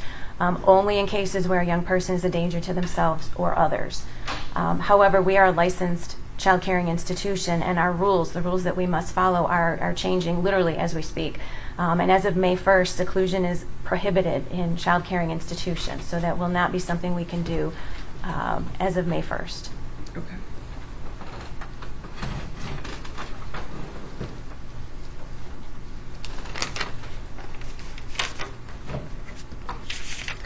Now, you were asked some questions about your thoughts about having Mr. Crumbley placed there. You obviously have had residents that have been there multiple times, correct? Correct. Okay. And that have behavioral issues? Correct. Okay. And charged with assaultive crimes or very serious crimes? Yes.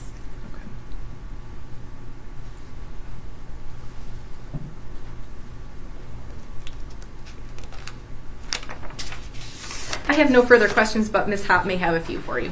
Thank you. Thank you. Ms. Hopp?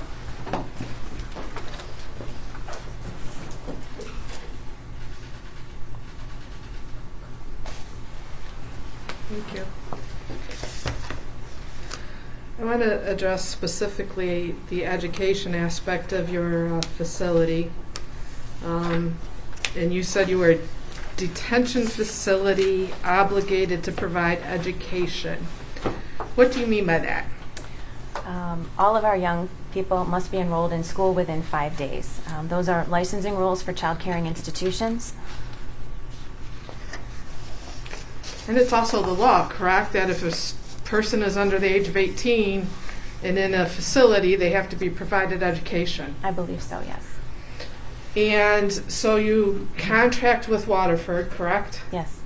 You mentioned classrooms. Are there live teachers that come? Yes. And what subjects do they teach? The core curriculum, so math, science, reading. I would have to look at the exact schedule to know the names, but all the core subjects. And that would be for all grades, correct? Yes. And I believe Ms. Lofton touched on it, but you mentioned that the goal was, or I guess the goal was for a high school diploma as opposed to a GED. Yes. Well, our young people earn credits.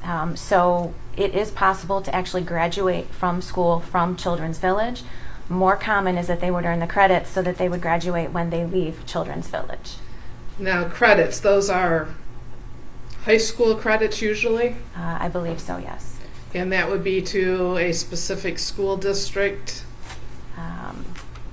I'm not an educational provider, so I don't know the answer to that. So, for example, if Waterford is providing the education program, then that student would get credit in the Waterford School District for the classes, correct? Yes, I believe so. So they would have tests and they would be graded, correct? Yes. Now you mentioned homework. Yes. What types of homework would that be? Whatever the teachers assign in each class. So they would have perhaps writing assignments or Potentially. math Yes. worksheets to do, or geography, government projects to do, or something like that? Potentially, yes. And they have the opportunity to do that homework there at the facility after school. Yes. What time does the school begin? I'd say 8:05, give or take. I'm sorry, I don't know the exact time. Give or take, what time does it end? 3:15. So the day between school, rec, homework time is very structured for these individuals in Yes. your care, correct? Yes. And that's for all of them, correct? Yes. Now, once a juvenile leaves your facility to go to, for example, the jail, are you obligated to continue providing education services? I don't believe so. To your knowledge, would the jail then take over that responsibility? I don't know. Now, have you provided any educational services to the jail, or not you personally, arranged for that to be done for juveniles housed in the Oakland County Jail? Not that I'm aware of. And do you provide any oversight for the education programs for juveniles that are housed in the jail? No. To your knowledge, do any of the teachers from the Waterford program that come to your facility, do they also go to the jail to do any sort of classroom instruction there? I don't believe so, but I don't know.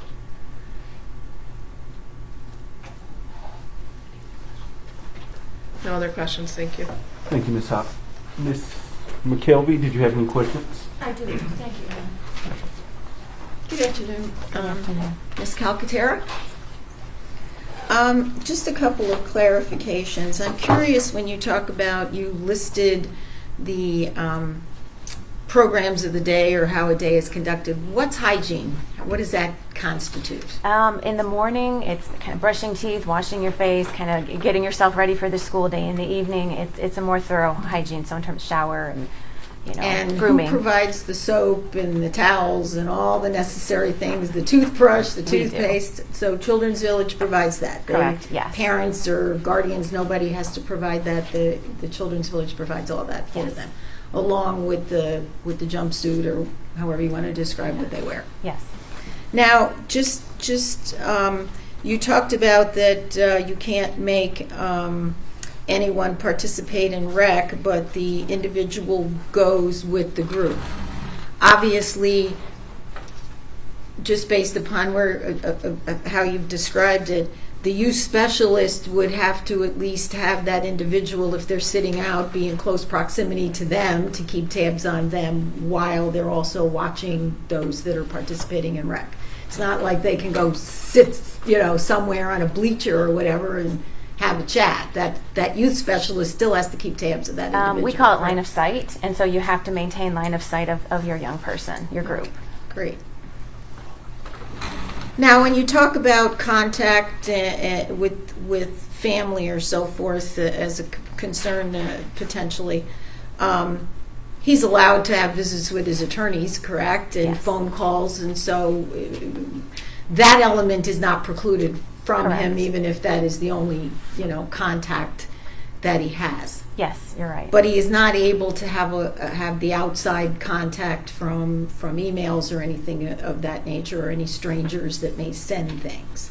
Correct. So one of the issues when the prosecutor talked about the commissary aspect, there's really no need to have money at Children's Village because Children's Village pays for the food, Yes. pays for the clothing, Yes. pays for the soap and the towels, and so none of them have any kind of access to money over there, correct? Correct. And the phone calls are through a system like the jail has? Family members put money on the phones. Okay. During COVID, we provided some support to families that couldn't afford it for obvious reasons. Okay. Now, when they use because I do juvenile work, so I've been to the village, I know in emergencies or sometimes the staff lets them use the desk phone. Does that cost anything, or is It that? does not. Okay. And that's usually just in an emergency situation, correct? Yes.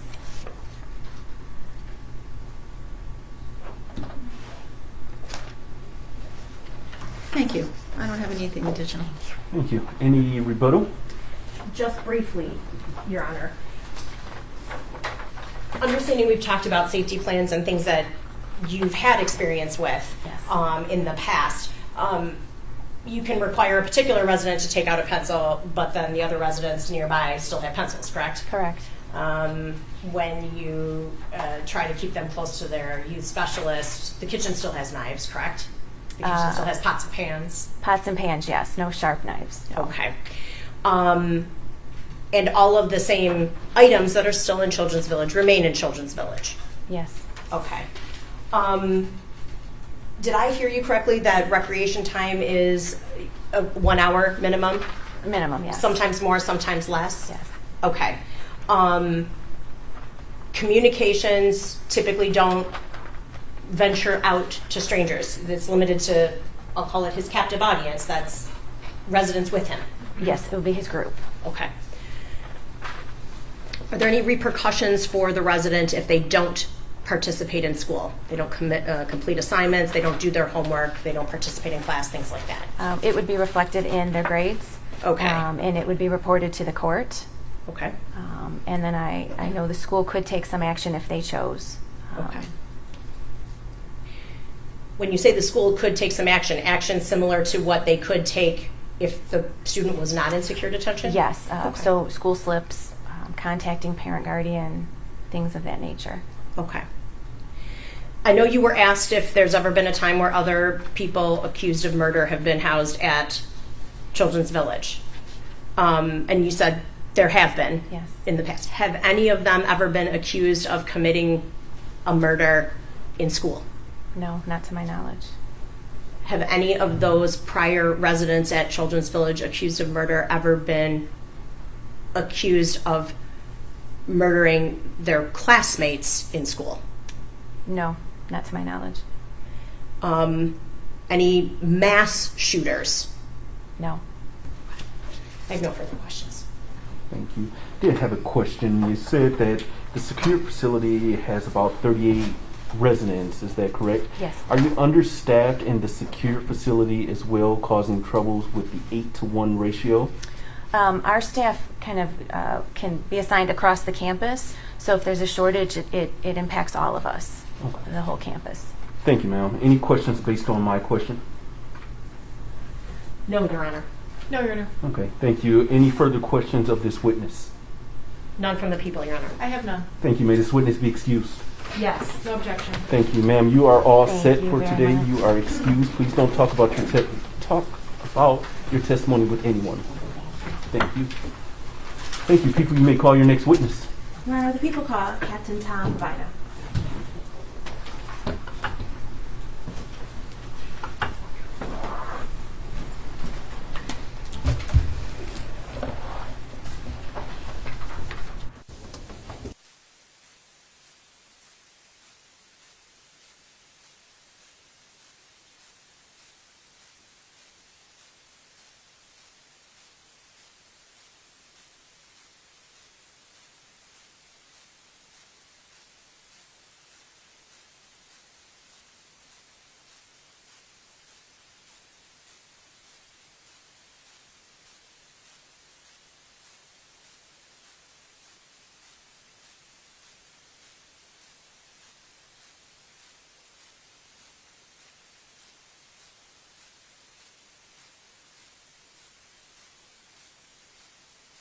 Do you swear or affirm the testimony that you're about to give will be the whole truth and nothing but the truth under the penalty of perjury?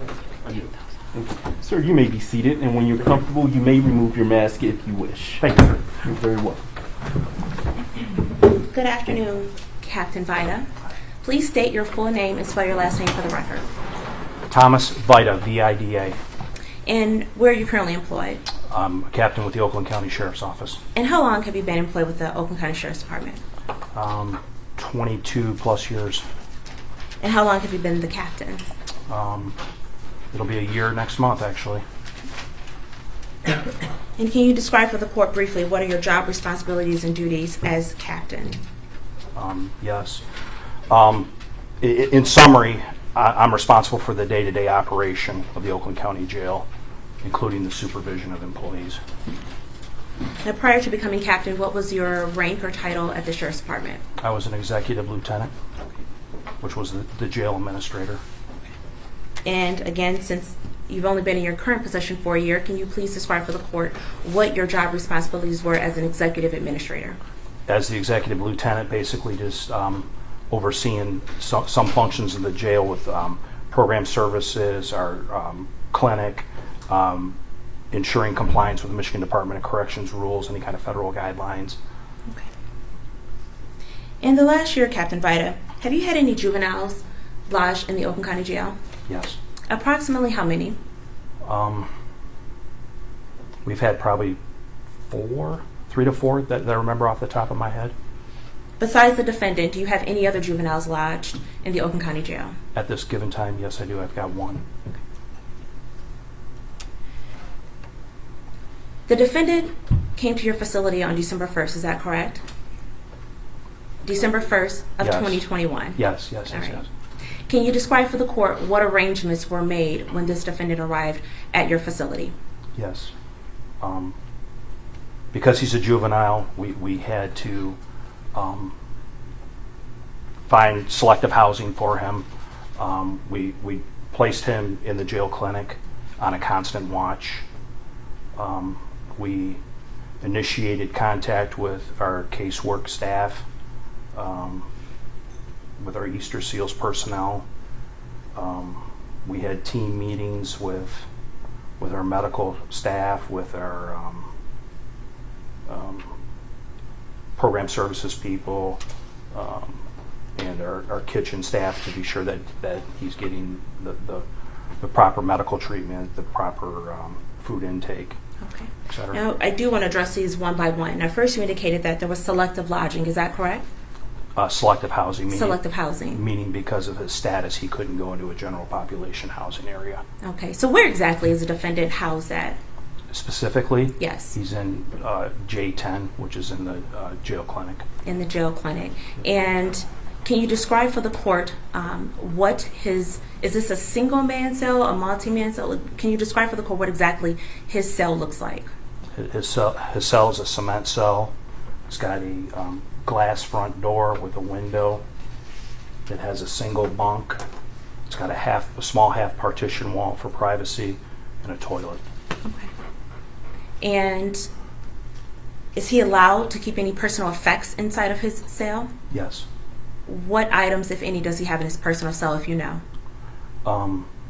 He's purchased some commissary as of late, so he's able to have any kind of legal work, paper, pencils, books, anything that he's eligible to purchase from commissary. He's able to have. Okay. Now, you indicated that you mentioned constant watch. Can you describe for the court what exactly do you mean when you say constant watch? Constant watch is a watch where we staff a deputy directly in front of that inmate to ensure that the inmate's not hurting themselves. So inmates that are suicidal, highly violent, where both those criteria is where we don't have a baseline on what their behavior is, we'll assign a deputy there to make sure that that person doesn't hurt themselves until that baseline is established and they have a process in place for counseling and assistance with it.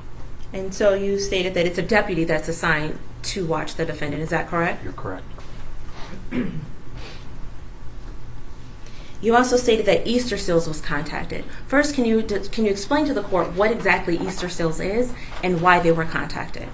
Easter Seals is the medical contractor that provides the psych doctors, and their contact would have came through program services. Okay. Who made the decision to put the defendant on constant watch? I believe it was, going back in conversations, it was a team decision, involving myself, involving some of the hierarchy in the department, to place him on an immediate watch just because of the circumstance surrounding why he was coming to our jail and the incident that just occurred, until we were able to fully establish the baseline and determine what needs are there for him. And as we stand here today, February 22nd, is the defendant currently still on constant watch? No. Is he still being monitored? He is. And can you describe for the court what that monitoring looks like? That monitoring is what we would call a behavior watch, and every 15 minutes we have a deputy that will walk by his cell and ensure that he's okay. And again, these are deputies. These are not lay people within the jail? Correct. For the 15-minute watch, those are deputies, yes. Who's responsible for his supervision at the jail? I would go back and say it's a team approach. So we have program services people, the casework staff meets with him several times a week. You have a medical doctor who will follow up with him, a psych doctor. Then you'll have the jail clinic people that will monitor his health. You have our classification unit to be sure that he's housed where he should be housed. Then you have our line staff, our deputies, that are the ones that are directly working the housing unit to be sure that that's everything's proper. Now, I do want to go back to the inside of the defendant's cell just for a moment. If the defendant needed to make contact with someone outside of his cell, say a deputy or someone at the nurse station, how, if any way, would he contact them? A couple different ways. There's a call buzzer in there. Okay. And also, because in the proximity of where his cell is, the doctor's office is literally right next to it within footsteps. And then the entire nursing stations are to the right. So he can He can, knock on a window, or, when the deputy's making their rounds, he can, assert something right then and there, verbally. And then there's other methods that he can also notify us to. Now, I do want to pause for a moment, Captain Vita, and I want to talk about what training the deputies in your department or at the sheriff's department go through in terms of being able to work inside the jail. Can you describe for that very briefly? Sure. Everything is certified through the state of Michigan, through the Michigan Sheriff's Training Council, and the licensing is through LCOT's Local Correction Officers Training. And our academy, totality from classroom experience to in-field experience, is roughly 15 weeks total. And then annually we have different varieties of in-service training. I think it's about 20 hours we have to do. And those in-service trainings can be a variety of different things, from, crisis intervention training to, all the way over to the other extreme of, use of force. So it just varies. Okay. And are there times where the defendant has to be moved out of his cell for one reason or another? Sure. And yes. who would be responsible for that movement? A deputy. And are your deputies armed? No, not in the jail, they're not. Can you describe for the court, and I believe you just mentioned it regarding the training, but what type of training specifically are the deputies trained in if there is an altercation inside the jail? Use of force.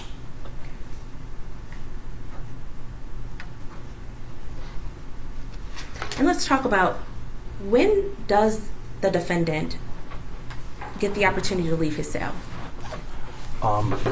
He would have the opportunity to leave his cell if they were going to take him into an exam room, if the nursing or medical staff needed to triage him or treat him medically for anything, to utilize the shower, to utilize a phone. When he has visits, he has to be moved to a different location for the technology in order for that to occur.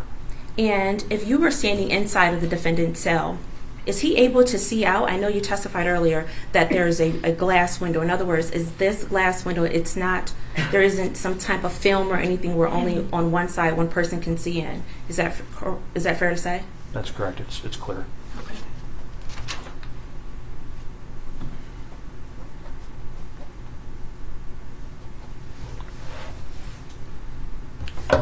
Who determines how often the caseworker sees the defendant? That's usually from casework staff, and usually when someone's on an active, suicide watch, they'll see them daily until they can remove them from that watch. And then the duration and the frequency of that is also shared with their medical provider as well, the psych doctor.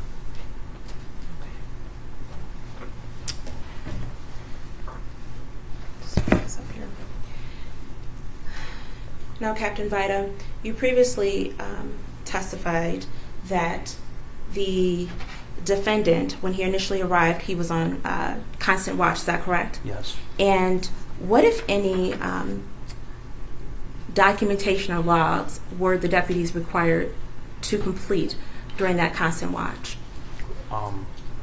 We have two different log sheets that are in place. We have an observation summary, which is more of a narrative version, and then we have one that's more of an abbreviated version where we, write abbreviated codes down for specific times and what they were doing, like if they were laying or standing or, Now, is this a free form sheet, or is this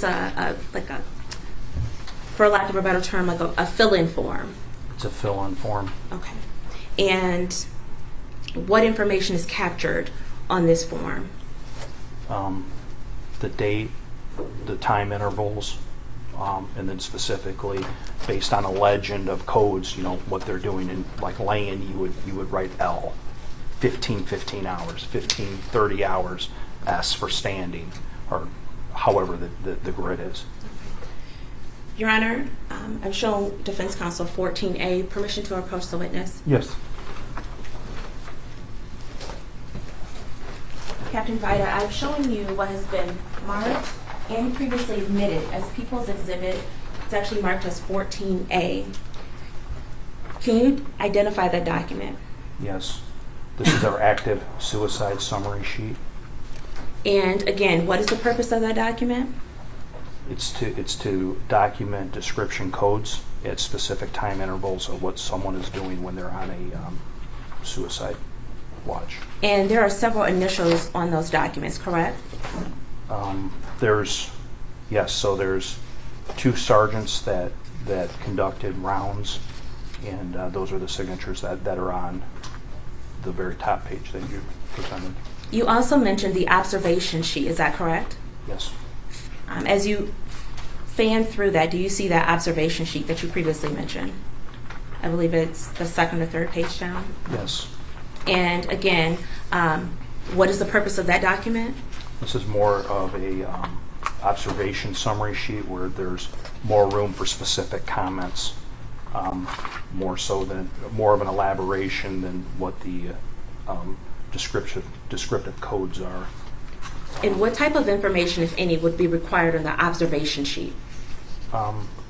It could be anything like he was moved to, for fingerprinting, had a conversation with deputy, consumed these following items, for lunch or breakfast or whatever. So it's just more of a detail than what the description codes are. And were those active suicide sheets, were those required during the constant watch?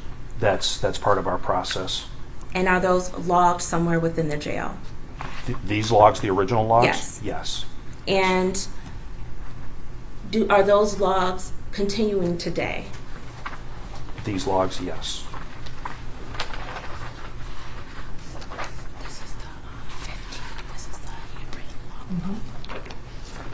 Your Honor, permission to approach the witness? Yes. Captain Vita, I'm handing you what has been marked and previously admitted as People's Exhibit number 15. Do you recognize that document?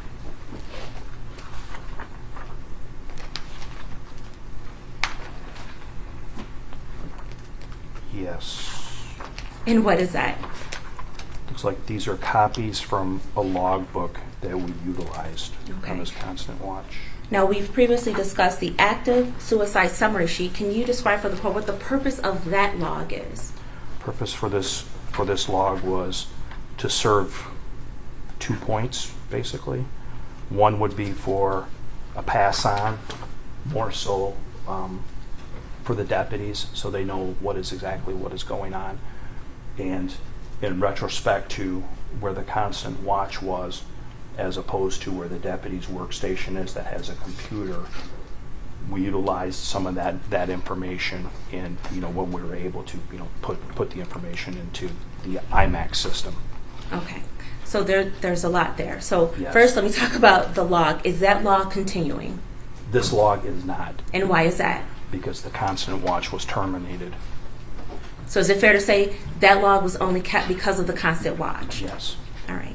And that log there, is that a form sheet such as the active suicide summary sheet, or is that more of a freehand notebook? It's a freehand notebook. Okay. And once that information is placed in that notebook, how or what method is it transferred? I think you testified to the IMAX system.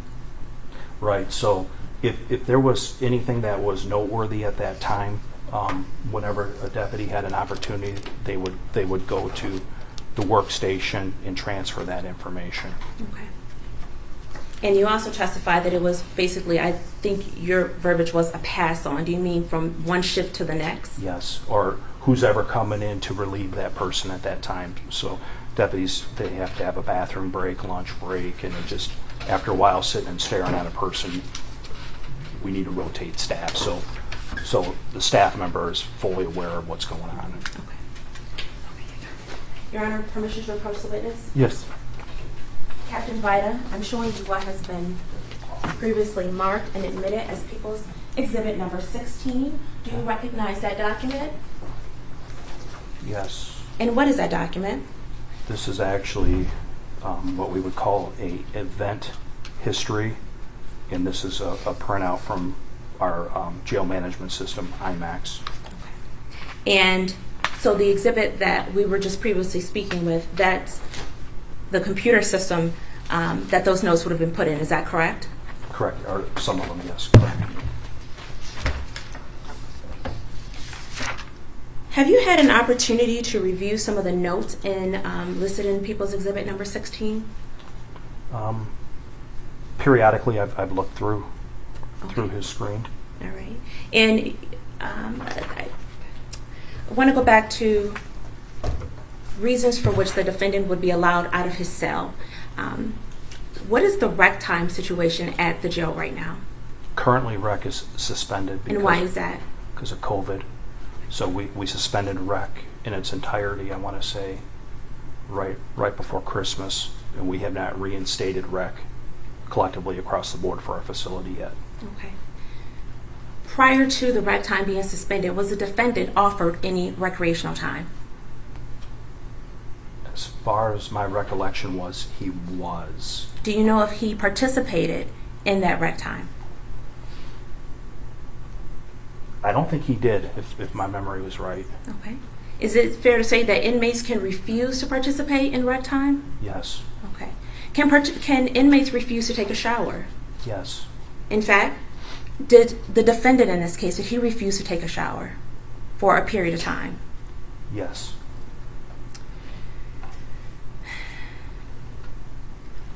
Does the defendant have access to any educational opportunities?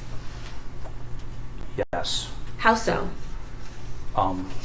There's an inmate tablet system, and on the inmate tablet system there's different resources, and one of the resources available is education, K through 12 education through Khan Academy. Okay. Now let's talk about this tablet. How does the defendant request usage of that tablet? He just asks a deputy, and the deputy will provide him with a tablet. Okay. Is that tablet specific to him, or is it shared amongst other inmates? It's shared amongst other inmates.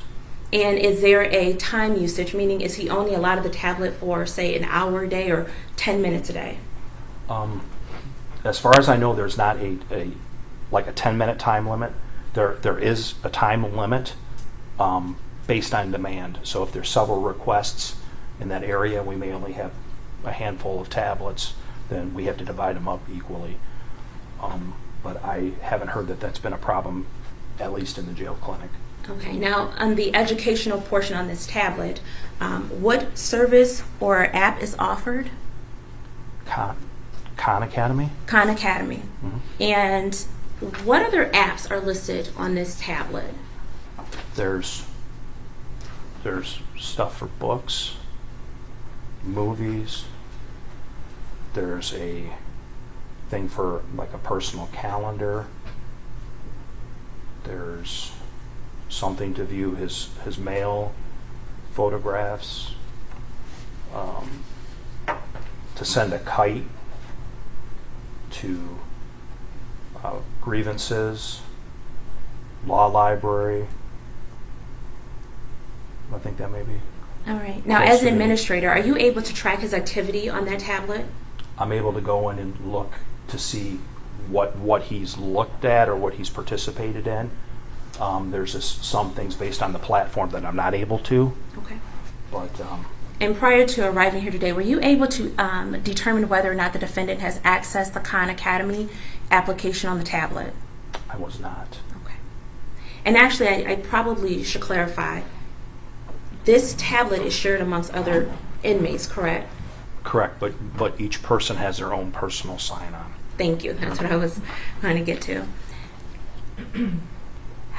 Has the defendant been able to access any games or email?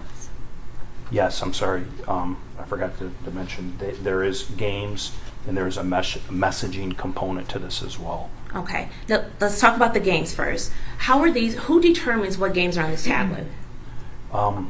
When when we entered into a contract with Smart Communications, they sent us a host of games, and someone in the agency vetted those games and made a determination that they're appropriate, and along with the movies and whatnot. So that was included in the tablet. So these games that are on this tablet, are they specific for this defendant, or are they available to any other inmate in the jail? They're available to any other inmate in the jail. Now, again, specifically, as an administrator, were you able to determine if the defendant has accessed any games through his tablet? Yes. Were you able to determine if he's read any books through his tablet? I don't recall seeing books. Okay. Do you have any knowledge of whether or not he has read any books at all since he's been confined at the Oakland County Jail? My understanding is that he's read some Harry Potter books that were given to him from the library, but specifically other titles, not off the top of my head. Okay. You also mentioned that the defendant is able to receive mail. There's two types of mail, is that correct? There's email and then what we would traditionally call as snail mail, is that correct? So, yes. The email's not like I can send an email to anybody in this room. There's a specific process that has to happen. Can you explain that process? So the process is that he has to send an invitation to, let's say, yourself. You in return would say yes, you would accept that, and then you would have to contact Smart Communications and create an account, and then at that point the billing would go back and forth. There's a cost for this messaging and these connections. Okay. Now, is the defendant able to receive messagings from individuals from whom he doesn't know? Yes. And how does that happen based upon the example you just gave? I guess I'm a little confused. I'm sorry. There's a vetting process that's put in place, and in theory that should not happen. So I apologize. That was my No, that's okay. oversight. So the vetting process. Can you explain what that vetting process is? It's basically just a verification and and then with Smart Communications, an account is set up, and there's payment that's available, and then they allow that to occur. And yes. What is a commissary account, Captain Vita? Commissary account is Mr. Crumbley will have what we call a trust account. And the trust account is like a bank account, a checking account. And one of the things in the jail that they can do is they can purchase commissary. And what exactly is commissary? Commissary is anything from paper to shampoo to different sources of food, chips, stuff like that, like a canteen. Okay. When the defendant arrived at your facility on December 1st, did he have any money in his commissary account? My recollection was he did not. Okay. Does the defendant have money on his commissary account today? Yes. In regards to the amount of money he has in his commissary account, how would you classify that in relationship to the other inmates at the facility? It's pretty excessive. I'm sorry, you said pretty excessive? Pretty excessive, yes.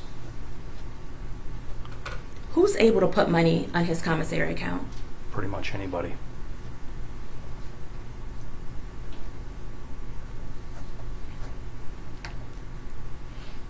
What, if anything, has the defendant purchased with the money in his commissary account? To my knowledge, paper, pencils, deodorant. Is there any limit to what he can purchase, meaning as long as it's within the items available to purchase? Correct. No, there's not. In fact, does the defendant have any restrictions at all since he's been at your facility? No. Does he have phone privileges? He does. Besides being able to watch movies on the tablet, does he have access to any other devices that have a screen? There's a TV just adjacent to his cell. Is he able to control that TV? No, Who controls that TV? the deputy does.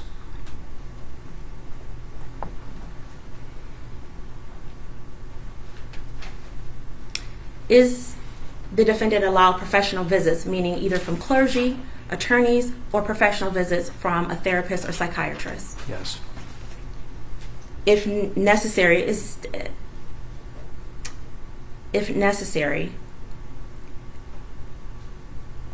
would he be provided medical treatment? Absolutely.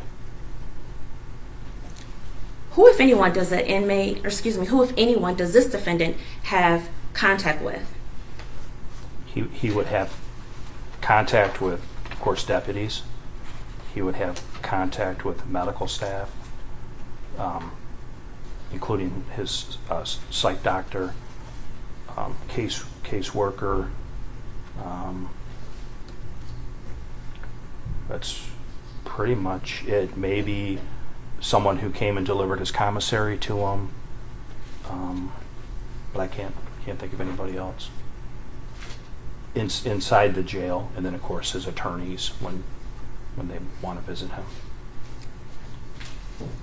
Now again, his cell is located within the clinic area, correct? Correct. Is that clinic area open 24 hours? It is. Is there someone always at the nurse's station? Usually, yes. Let's talk about the defendant's meals. How are his meals delivered to him? Usually a deputy will bring him to him. And initially, was there a concern about his food or lack thereof, his food intake? Yes, there was. And what was that? There was a concern because he dropped his body weight, and the jail clinic, in conversations with Airmark, came up with an alternative meal plan for him to get him to eat, because the analysis was that he just wasn't consuming his food. And it sounds like that is something that the jail took upon themselves to make that change. Is that correct? You're correct.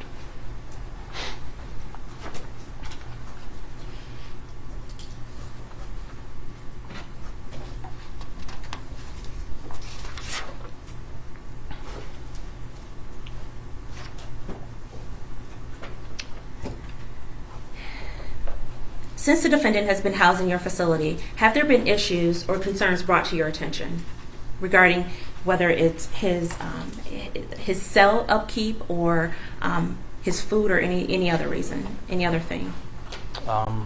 The only thing that I recall was, of course, the discussions about his food.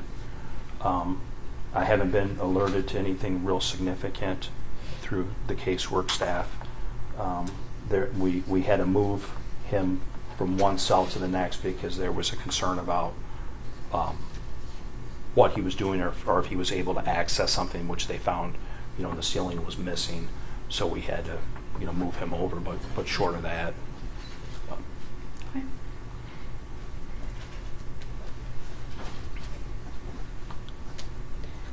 One moment, Your Honor. Sure.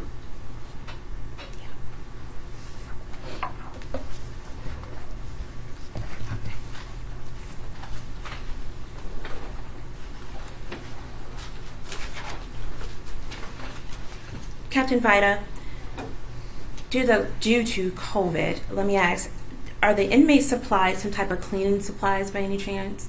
Yes. And was the defendant supplied those cleaning supplies? He has the ability to ask for them at any time. We don't, because he's in a single cell, we don't house them or give them directly and let him keep them in that cell.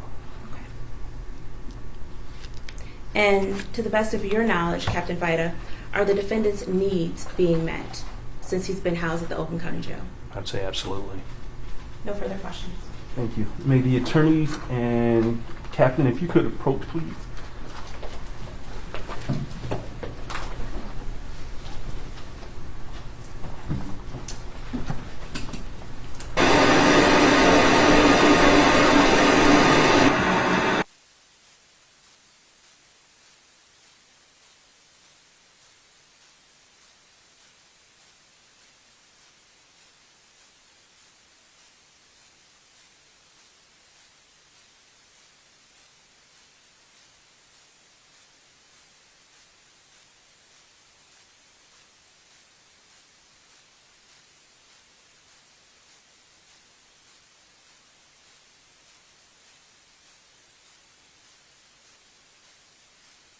Yes, thank you.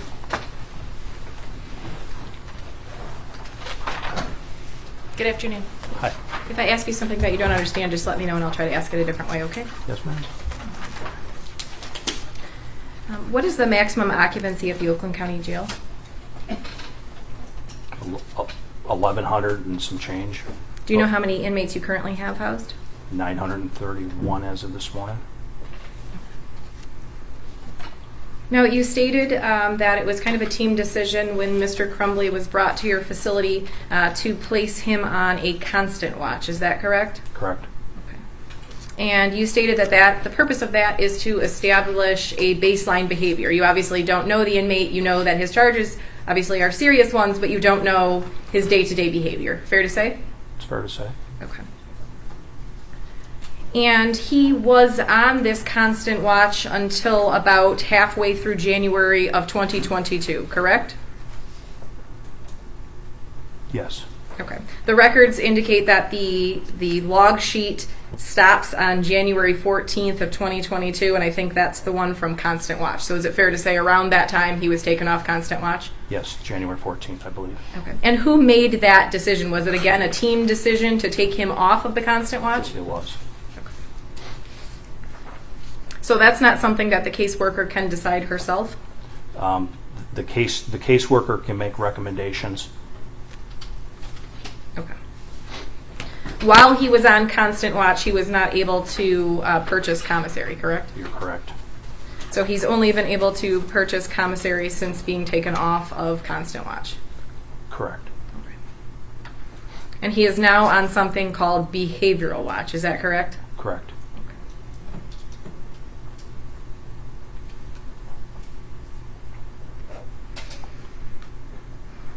All right. And you were asked by the prosecutor if you were made aware of any issues involving Mr. Crumbley, and I believe that you stated the only issues that you could really remember was the food issue, correct? Correct. Okay. If an inmate was having behavioral issues, was not listening to deputies, was doing things that were prohibited, is that something that would be placed in either the constant watch logs or some other log that the jail keeps? Yes. All right, I want to talk about, well, let me back up. You stated that there is one other juvenile currently housed at the Oakland County Jail. Is that correct? Correct. Okay. And there is no contact between that juvenile and Mr. Crumbley, correct? Well, their cells are right next to each other. Okay. Are they allowed to interact with each other? Not like this. I mean, they can talk through their cell. I mean, they're right next to each other, so they can probably stand at their cell door and talk to one another. Okay. Is that something that would be encouraged or discouraged by the deputy? We wouldn't encourage that. Okay.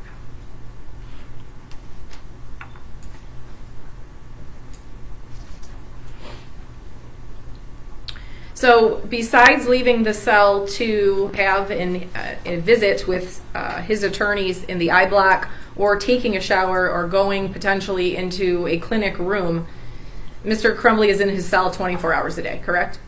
Correct. Okay. You stated that recreation for the entire jail was suspended in December. Do you remember when in December? It was right around Christmas. Okay. So if you stated that Mr. Crumbley was offered some sort of recreation, but he declined that? Correct. Would that be noted in any of his jail records? It should be an IMAX. So if you were to reinstate recreation, how would the recreation be achieved for Mr. Crumbley, since he has to obviously be kept away from adults? He would go to recreation by himself. Okay. And what does that look like? It's a gym, it's a room, It's a gym. Is there any idea when recreation will begin, or are you still trying to figure out the COVID situation? We're hoping to have a firmer idea probably in about another week as the COVID numbers decrease. Was there any staffing shortage at the jail due to COVID? Sure, yes. Do you know how many deputies are employed actually at the jail? Roughly 250.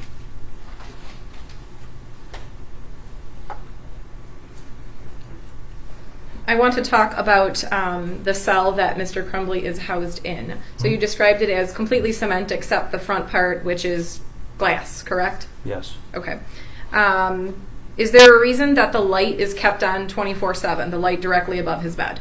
It's in a medical unit. It's a high visibility cell. So that is not something that can be turned off. It's constantly daylight, correct? It's constantly daylight. Okay. And he does not have a window to like the outside, is that correct? Correct.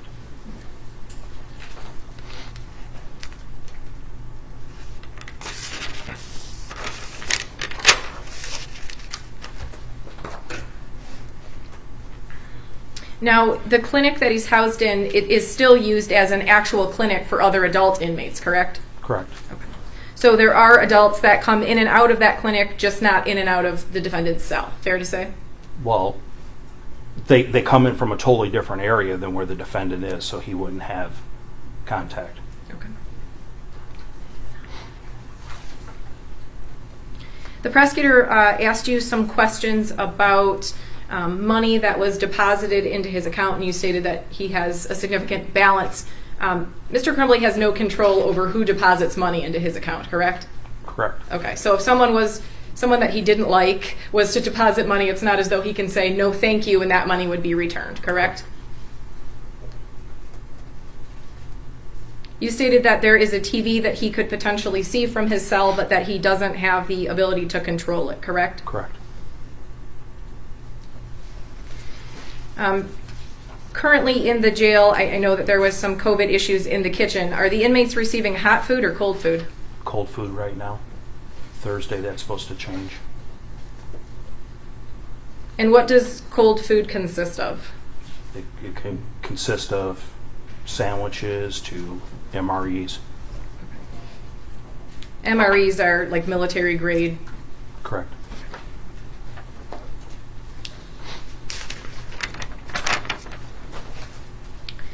Due to his age, obviously, adolescent boys especially require a higher calorie diet than an average inmate. Has anything been done to achieve making sure that Mr. Crumbley is able to take in the appropriate amount of calories per day? My understanding through Aramark, which is our meal contractor, that in consultation with our dietitian, the meal that is being provided to him meets that caloric intake, as well as they provide him what they call an adolescent meal, which is a supplement that it's like a snack bag supplement with milk and fruit and stuff with his meals. Okay. So the answer is yes. I have no further questions, but I believe Ms. Hopp may have a few. Thank you. Yes, ma'am. Ms. Hopp? Thank you.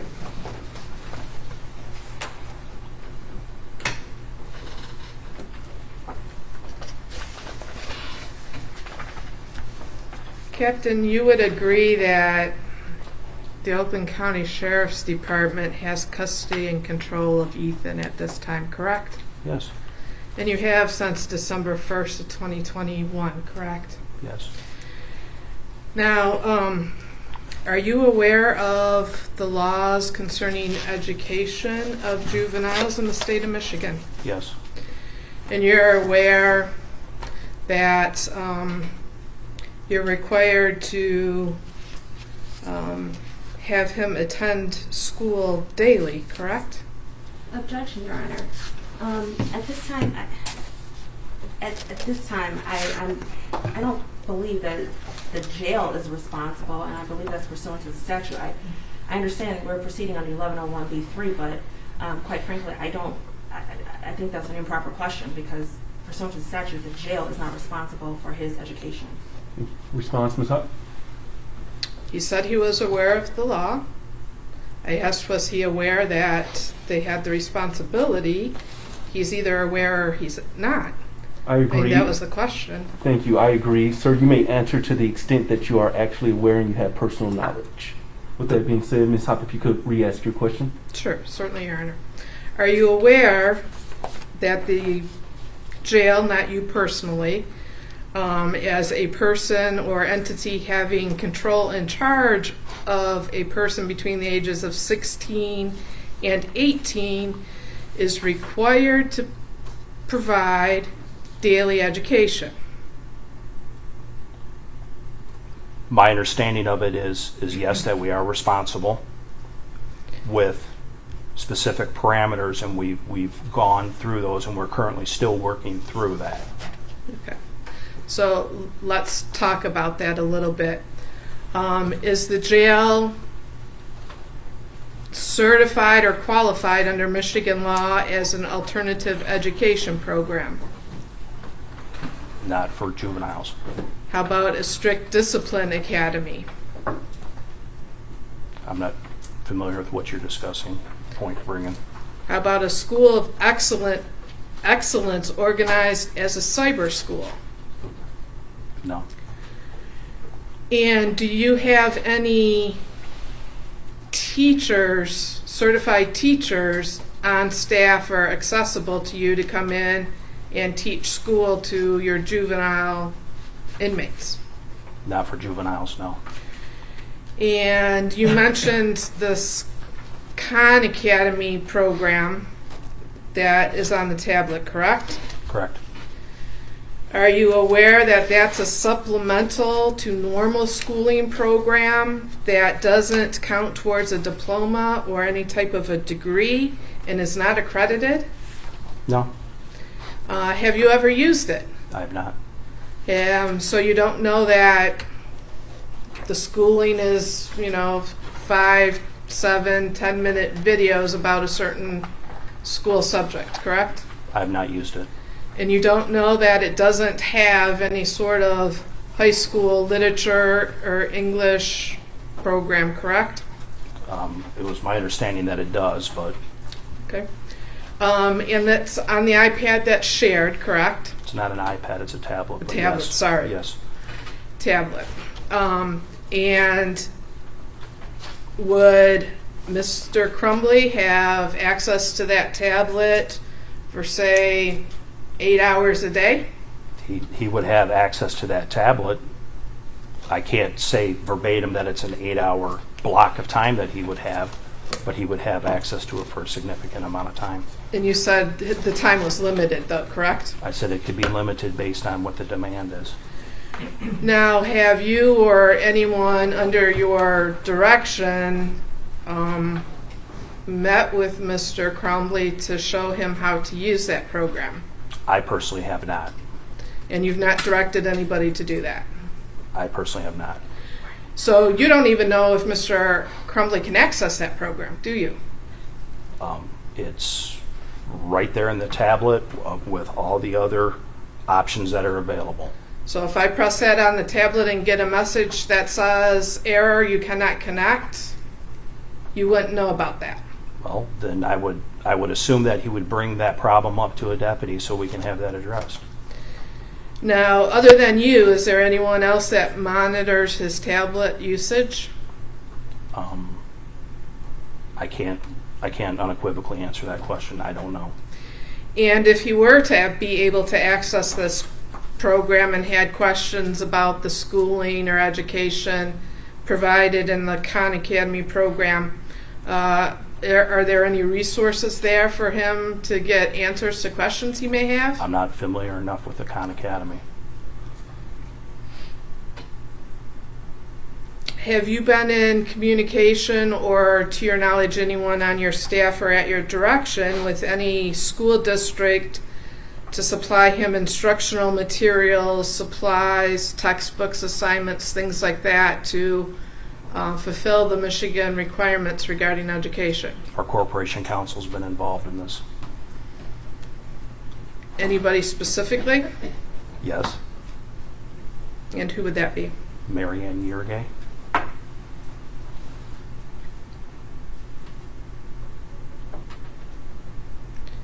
And pursuant to those conversations, other than this tablet program, to your knowledge, nothing has been provided to Ethan for education purposes, correct? You're correct. And so as he sits there in jail, he's not getting any sort of high school credit toward a diploma, correct? Not at this given moment. No, ma'am.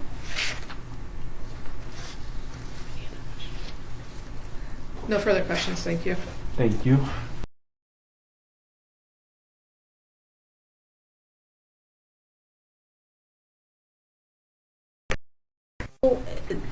that you just mentioned he's in with the light that's on 24/7, are all of the cells there that would house a juvenile, they all have the same lighting issue, or are there cells he could be in where he doesn't have a light on 24/7? In that row of cells, those lights are fixed. They stay on. Is that the only place he can be in there? At this point, at this time, yes. When he was on that constant watch and couldn't have commissary, which sounds like it would be math-wise about 6 weeks or so, Okay. he wouldn't have access to toothbrush, toothpaste, shampoo in the jail unless you can pay for it. You don't have it? No, that's factually incorrect. Well, that's the question I'm asking. Yeah. So no, we would provide toothbrush, toothpaste, soap. So all those things are the provided. necessities That's not for part hygiene. of commissary. Correct. Because you had testified earlier that toothpaste and toothbrush would be in commissary. So the basic stuff they get. I didn't testify to that. Right. What I said was that those are options to purchase. There's hygiene items that are available for hygiene items such as that. For people that don't have access to commissary, we hand out upon intake as well as replace upon request. Okay. Well, and I didn't mean to offend you. That wasn't clear then, just basically said commissary. And so if Understood. somebody can't afford anything there, at least the basic necessities of hygiene ma'am. was given to them regardless Absolutely. of how much or how little money is in their commissary. Yes, ma'am. account. Absolutely. And soap is one of those elements, correct? Yes, ma'am. Is there towels? Are towels Yes. provided and then Yes. I assume picked up and go to laundry or whatever? They get a towel a day or? No. I believe it's once a week, and they do their linen exchanges with their uniforms. Okay, thank you.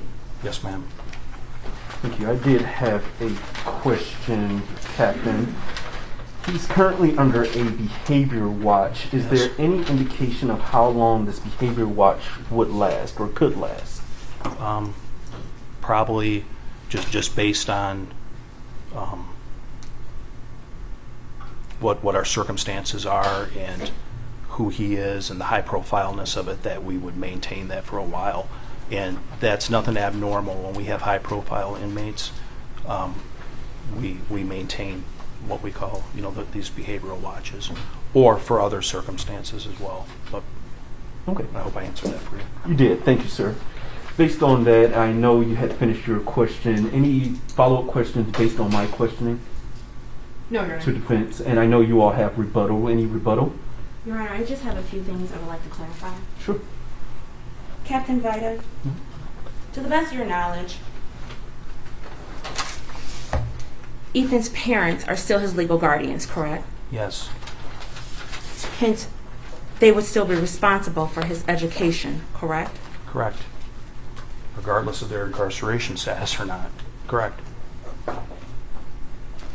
In regards to the tablet usage, the defendant has been able to access games, correct? Correct. He's been able to access his emails, correct? His messaging, yes, ma'am. He's been able to access his mail that is scanned in, correct? Correct. And all that is on the same platform as the Khan Academy, correct? Correct. You were very specific when you said the meal that is provided to the defendant. So I want to talk about the meal that is being provided to him. Is he getting the same meal as other defendants in the Oakland County Jail? No, he's receiving a kosher meal. Is that also a cold meal or some other type of meal? Right now, it's a cold meal. But that kosher meal is separate and distinct from the meals that the other inmates are receiving, correct? You're correct. Are other inmates receiving an adolescent pack? Just the other juvenile that's housed in the jail. And why is the defendant in the role, referring specifically to the question that Ms. Deb McKelvey asked regarding the defendant's cell and the light that's on, and I believe you testified it's because of the role or the cell that he's currently assigned to. Why is he assigned to that row? He's assigned to that row specifically because of his status as a juvenile and its sight and sound separation from adult prisoners. Captain Vita, has the Oakland County Jail ever detained a school shooter? No. Is it fair to say that as a facility, you're still working out the details? Yes. Are you concerned at all about the defendant's safety while he is in the care and custody of your facility? Absolutely not. Have nothing further, Your Honor. Thank you. I do just have a follow-up. Very briefly. Of course. Thank you. You testified earlier that you were able to log on and see that Mr. Crumbley was accessing games and other things, but you were not able to verify that he was actually logging on to Khan Academy, correct? You're correct. Okay. You were just asked, has there ever been a school shooter that's been housed there? Currently, there's people charged with multiple counts of murder, rape, armed robbery, and other serious life offenses. Fair to say? Sure. Nothing further. Thank you. Thank you. Any reason why this witness should not be excused? None, Your Honor. None, Your Honor. Thank you, sir. You may step down. You are excused for today. Please don't talk about your testimony with anyone. Yes, sir. Thank you. Please return to the prosecutor. Thank you, sir. Thank you.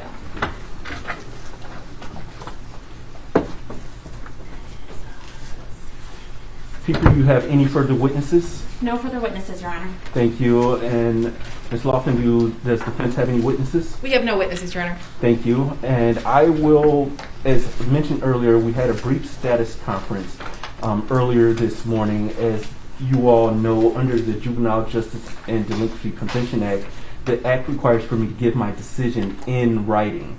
And so I'm going to take this matter under advisement, issue my decision hopefully by the beginning of next week. In the meantime, I'm going to allow the parties to file supplemental briefs. It's my understanding that there's additional information that either party may want to present to the court. It's not required, but you may. It's an invitation. If you do want to submit supplemental briefs, they are due on Friday by 4 p.m.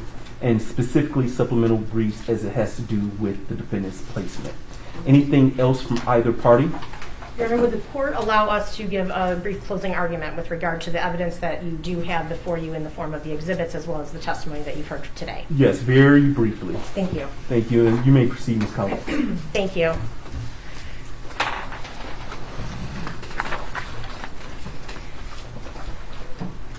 Your Honor, the defendant committed a calculated, premeditated mass murder upon other juveniles in a structured school setting, placing defendant at a juvenile detention facility, a child care facility, as it was couched by the witness, Ms. Calcaterra, today, such as Children's Village, a setting surrounding him with other juveniles, not to mention at-risk juveniles, would be entirely inappropriate and against the interest of justice. The Oakland County Jail has and will continue to provide a safe and appropriate placement for defendant while ensuring safety for the defendant himself, the children currently housed at Children's Village, and the public at large. As my colleague Ms. Washington mentioned earlier, the Juvenile Justice and Delinquency Prevention Act requirements make federal funds available for states that plan for and implement various procedures regarding the detention and confinement of certain juveniles. That is what is implicated in the form of this hearing. The finding that defendants should be housed in the Oakland County Jail has been made pursuant to Michigan's statutes and court rule previously by Judge Karniak at the district court, and it is only federal funding considerations that implicate this hearing. In order for the court to review whether it remains in the best interests of justice to continue his placement at the Oakland County Jail. Now, this court has been presented with multiple exhibits to review in order to get a glimpse behind the curtain at the true essence that is this defendant and the risks he presents. You have before you a 15-year-old with the sophistication and the capability to plan out and execute a large-scale school shooting. And the evidence presented to you during this hearing shows a deeper and more calculated mind than any typical 15-year-old. His ongoing text with another juvenile, which you'll find in the exhibit book, arguably a kindred spirit to the defendant, delve into the depths of the defendant's mind and give us a glimpse of what he is capable of thinking, what he is capable of concealing, and what he is capable of doing when he is ready. The sampling of text messages you've been provided between defendant and his friend date back to February of 2021, and they reveal much about the defendant and certainly should compel Your Honor to be very concerned about placing this defendant in a relatively less secure setting with juveniles, and certainly one which mirrors in so many ways the scene of his original crime.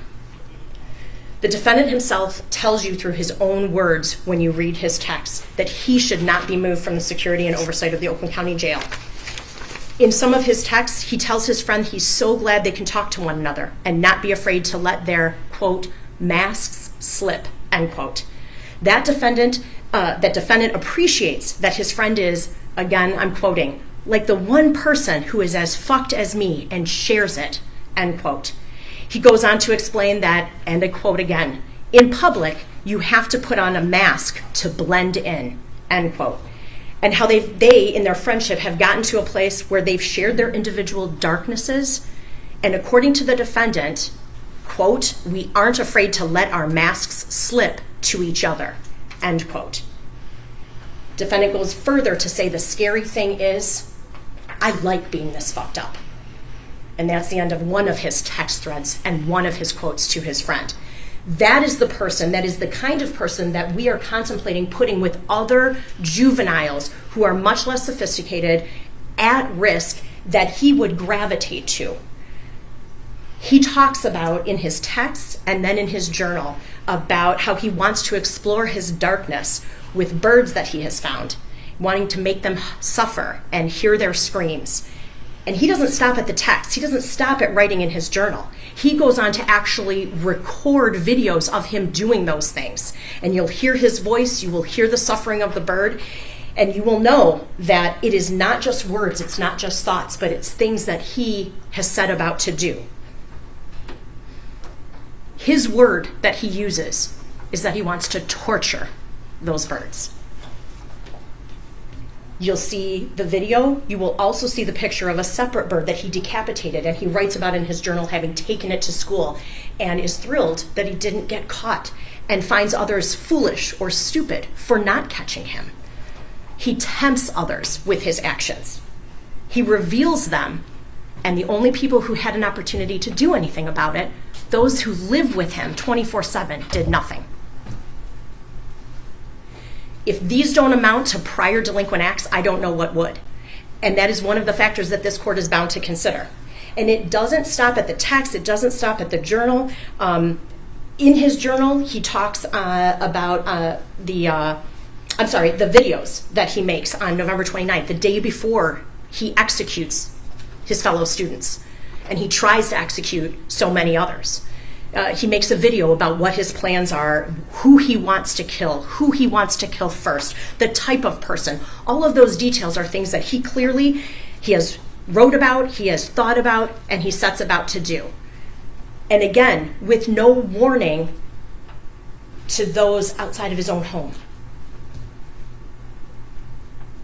He writes in depth in his journal about his desire to stalk, rape, and kill a fellow classmate, his plans for the school shooting, what he'll do, how he'll do it, who he will kill first, how he's putting in his plan to action. And among those steps is enlisting his own father to get him a 9mm gun, because that particular weapon is more desirable to maximize the number of kills that he can get. He also speaks of how he'll be remembered. November 30th, 2021 was not an isolated incident for this defendant. This is someone who wants to be remembered, and he has contemplated how he wants to be remembered. Not as someone who made a positive impact on society, not someone who brought something good or meaningful to the table, but he wants to be compared to the likes of Hitler or Dahmer or the Parkland school shooter, using them as inspiration for actions that he sets about taking. His actions on November 30th were not impulsive, they were not accidental, they were calculated, rehearsed, and well thought out. And not just his actions, but what he wanted to achieve from them. He anticipated and wrote about his expected life behind bars with the intention that he would be remembered forever. He contemplated the pros and cons of going out in a blaze of glory, of being killed or committing suicide at the end of this all. But neither of those, he expressed, would satisfy his desire to be remembered forever. And his behaviors since his incarceration have not changed. They've continued to demonstrate that he hasn't altered his way of thinking.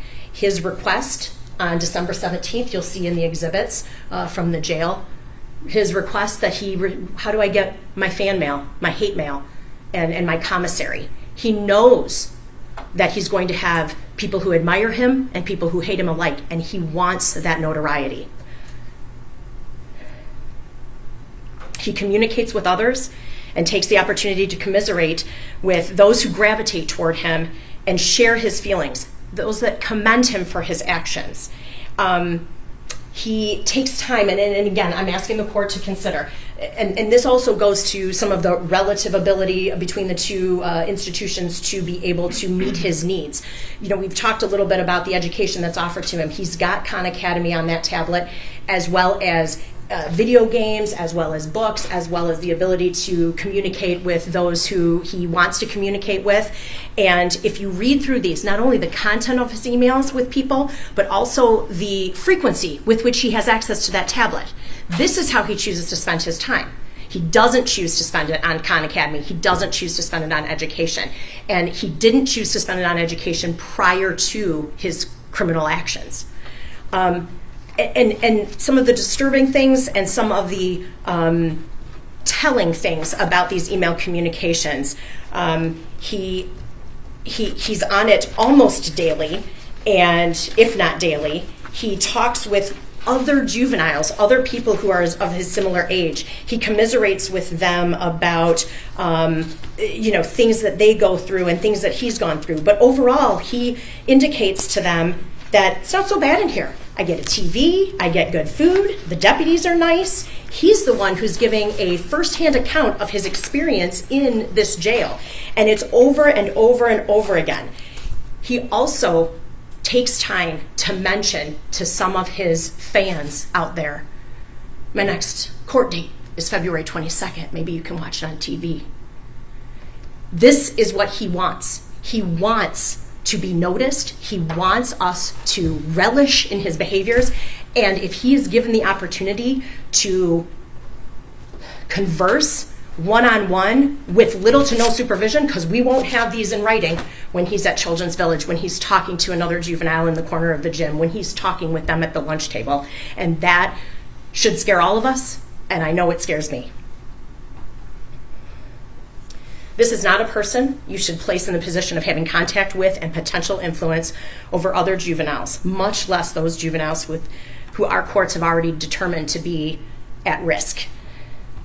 To place him in a school, a lunchroom cafeteria, a classroom setting with juveniles, just like he enjoyed as he planned for the day he would take off his mask and execute those classmates, is an injustice that no one should have to bear.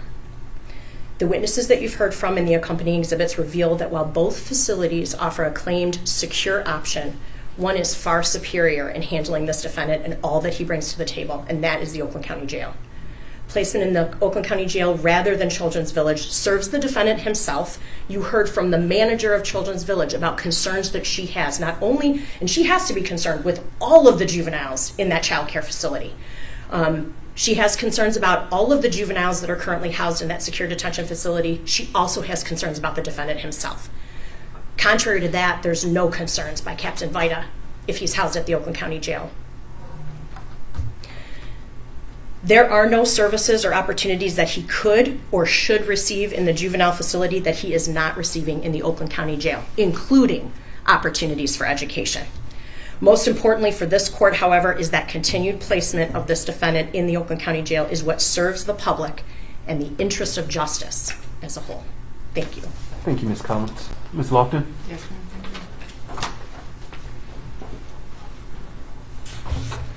Your Honor, as I stated previously, I understand that the charges could not be more serious against Mr. Crumbley. But again, that is not the only factor that the court must consider when deciding where the best placement is for Mr. Crumbley. Ms. Collins details some of the text messages that you will see as part of your exhibits. As Defense Exhibit A, you will see Mr. Crumbley around this time is texting his friend, Brady, "I need help. I was thinking of calling 911 so I could go to the hospital, but then my parents would be really pissed." He details seeing things, seeing people, hearing voices, and then they disappear. He discusses telling his parents again that he needs therapy, that he needs treatment, that he needs to talk to someone, that this time he's going to tell his parents about the voices he is hearing. This is someone who was having, in my opinion, a mental health crisis, and no one did a thing. This is someone who had no prior suspensions or issues with his peers whatsoever. No prior criminal charges. We've heard today that while he was at Children's Village, there was no issues. We also heard today that when he was placed at the jail, he, as a precautionary measure, was placed on constant watch, and that they wanted to establish a baseline for his behavior. We also heard he was taken off constant watch. If Mr. Crumbley was someone who did not follow directions, did not follow orders, I would assume that he would still be on constant watch. No issues of misbehavior while at the Oakland County Jail. Ms. Collins argues that Mr. Crumbley is maybe of higher education or smarts of someone that is 15 years of age. I would agree. Mr. Crumbley is a very, very smart kid. He is. But that should not then be used against him. The individual that testified from Children's Village was very clear that her facility is a secure facility, that there are things in place there that if they have concerns about an inmate's safety, that they can place them on a type of watch or security measure that keeps them from having the availability to have pencils. Well, we heard from Lieutenant Vita today, Mr. Crumbley has pencils, and there's been no issues with the pencils that he has. But at Children's Village, if they really had those concerns about Mr. Crumbley, they have a procedure in place to make sure nothing happens. Again, when these offenses were committed, Your Honor, my client was hallucinating, seeing things and hearing voices. He was not sleeping. That is detailed in these text messages. He was extremely anxious, and he had no one in his corner to get him the therapy that he so desperately needed. We have been able to visit him, I think between the three of us, probably close to 20 times. Has he adjusted to life in the jail? He has. Do I think that that's the best place for him? I absolutely do not. He is completely isolated. And for someone who has mental health issues, isolation is horrific. He is in that cell 24 hours a day, except if he is leaving the cell to visit us or to take a shower.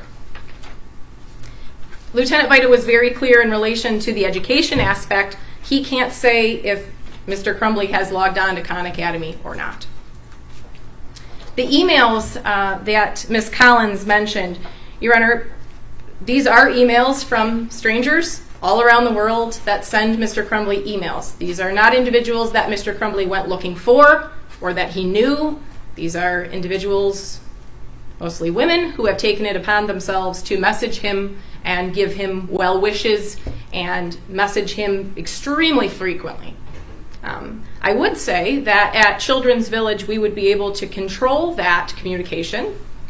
As a 15-year-old, obviously being in the jail, he doesn't have a parent saying, "Who are you talking to?" It's kind of free, and it's a free-for-all, really. Anyone in the entire world could message Mr. Crumbley if they set up an account.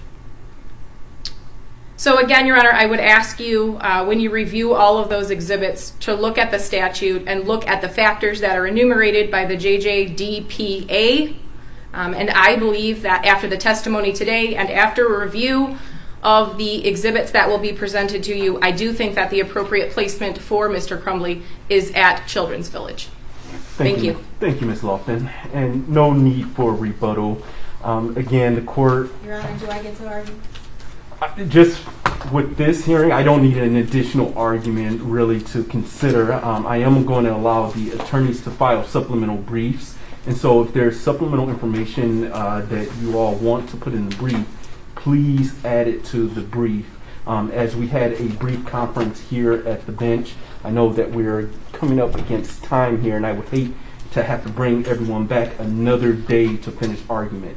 So for those reasons, if you have additional argument, please enter it into your supplemental brief. And again, supplemental briefs are due February 25th, 2022 by 4 p.m. With that being said, there's also the information. I am in receipt of a binder. Parties have stipulated to a few exhibits, quite a few exhibits, that the court also needs to review in making its decision. With that being said, anything else from the people? Not at this time, Your Honor. Thank you. Thank you. Anything else from defense? Your Honor, I do not believe that we have a return date. Obviously, we are waiting on a criminal responsibility report, but I don't believe that there is any forthcoming date on the schedule. That is correct. I will enter the date in the opinion in order once I draft it, determining, because once I have to make a decision if he's going to stay in the jail. If I make the decision to transfer him to the Children's Village, there's no need for a review hearing every 30 days. Sure. However, if I make the decision to keep him in the jail, then there's going to be a need for a review hearing. So depending on how I rule, that information will be contained in the opinion in order. Understood. Thank you. Anything else from either party? No, Your Honor. Okay, thank you. Deputies, you may take Mr. Crumbley. Thank you, deputies. I appreciate your time. Thank you, Your Honor. And if you all want to wait for these orders, I'll go ahead and sign them right now. Thank you. You're very welcome.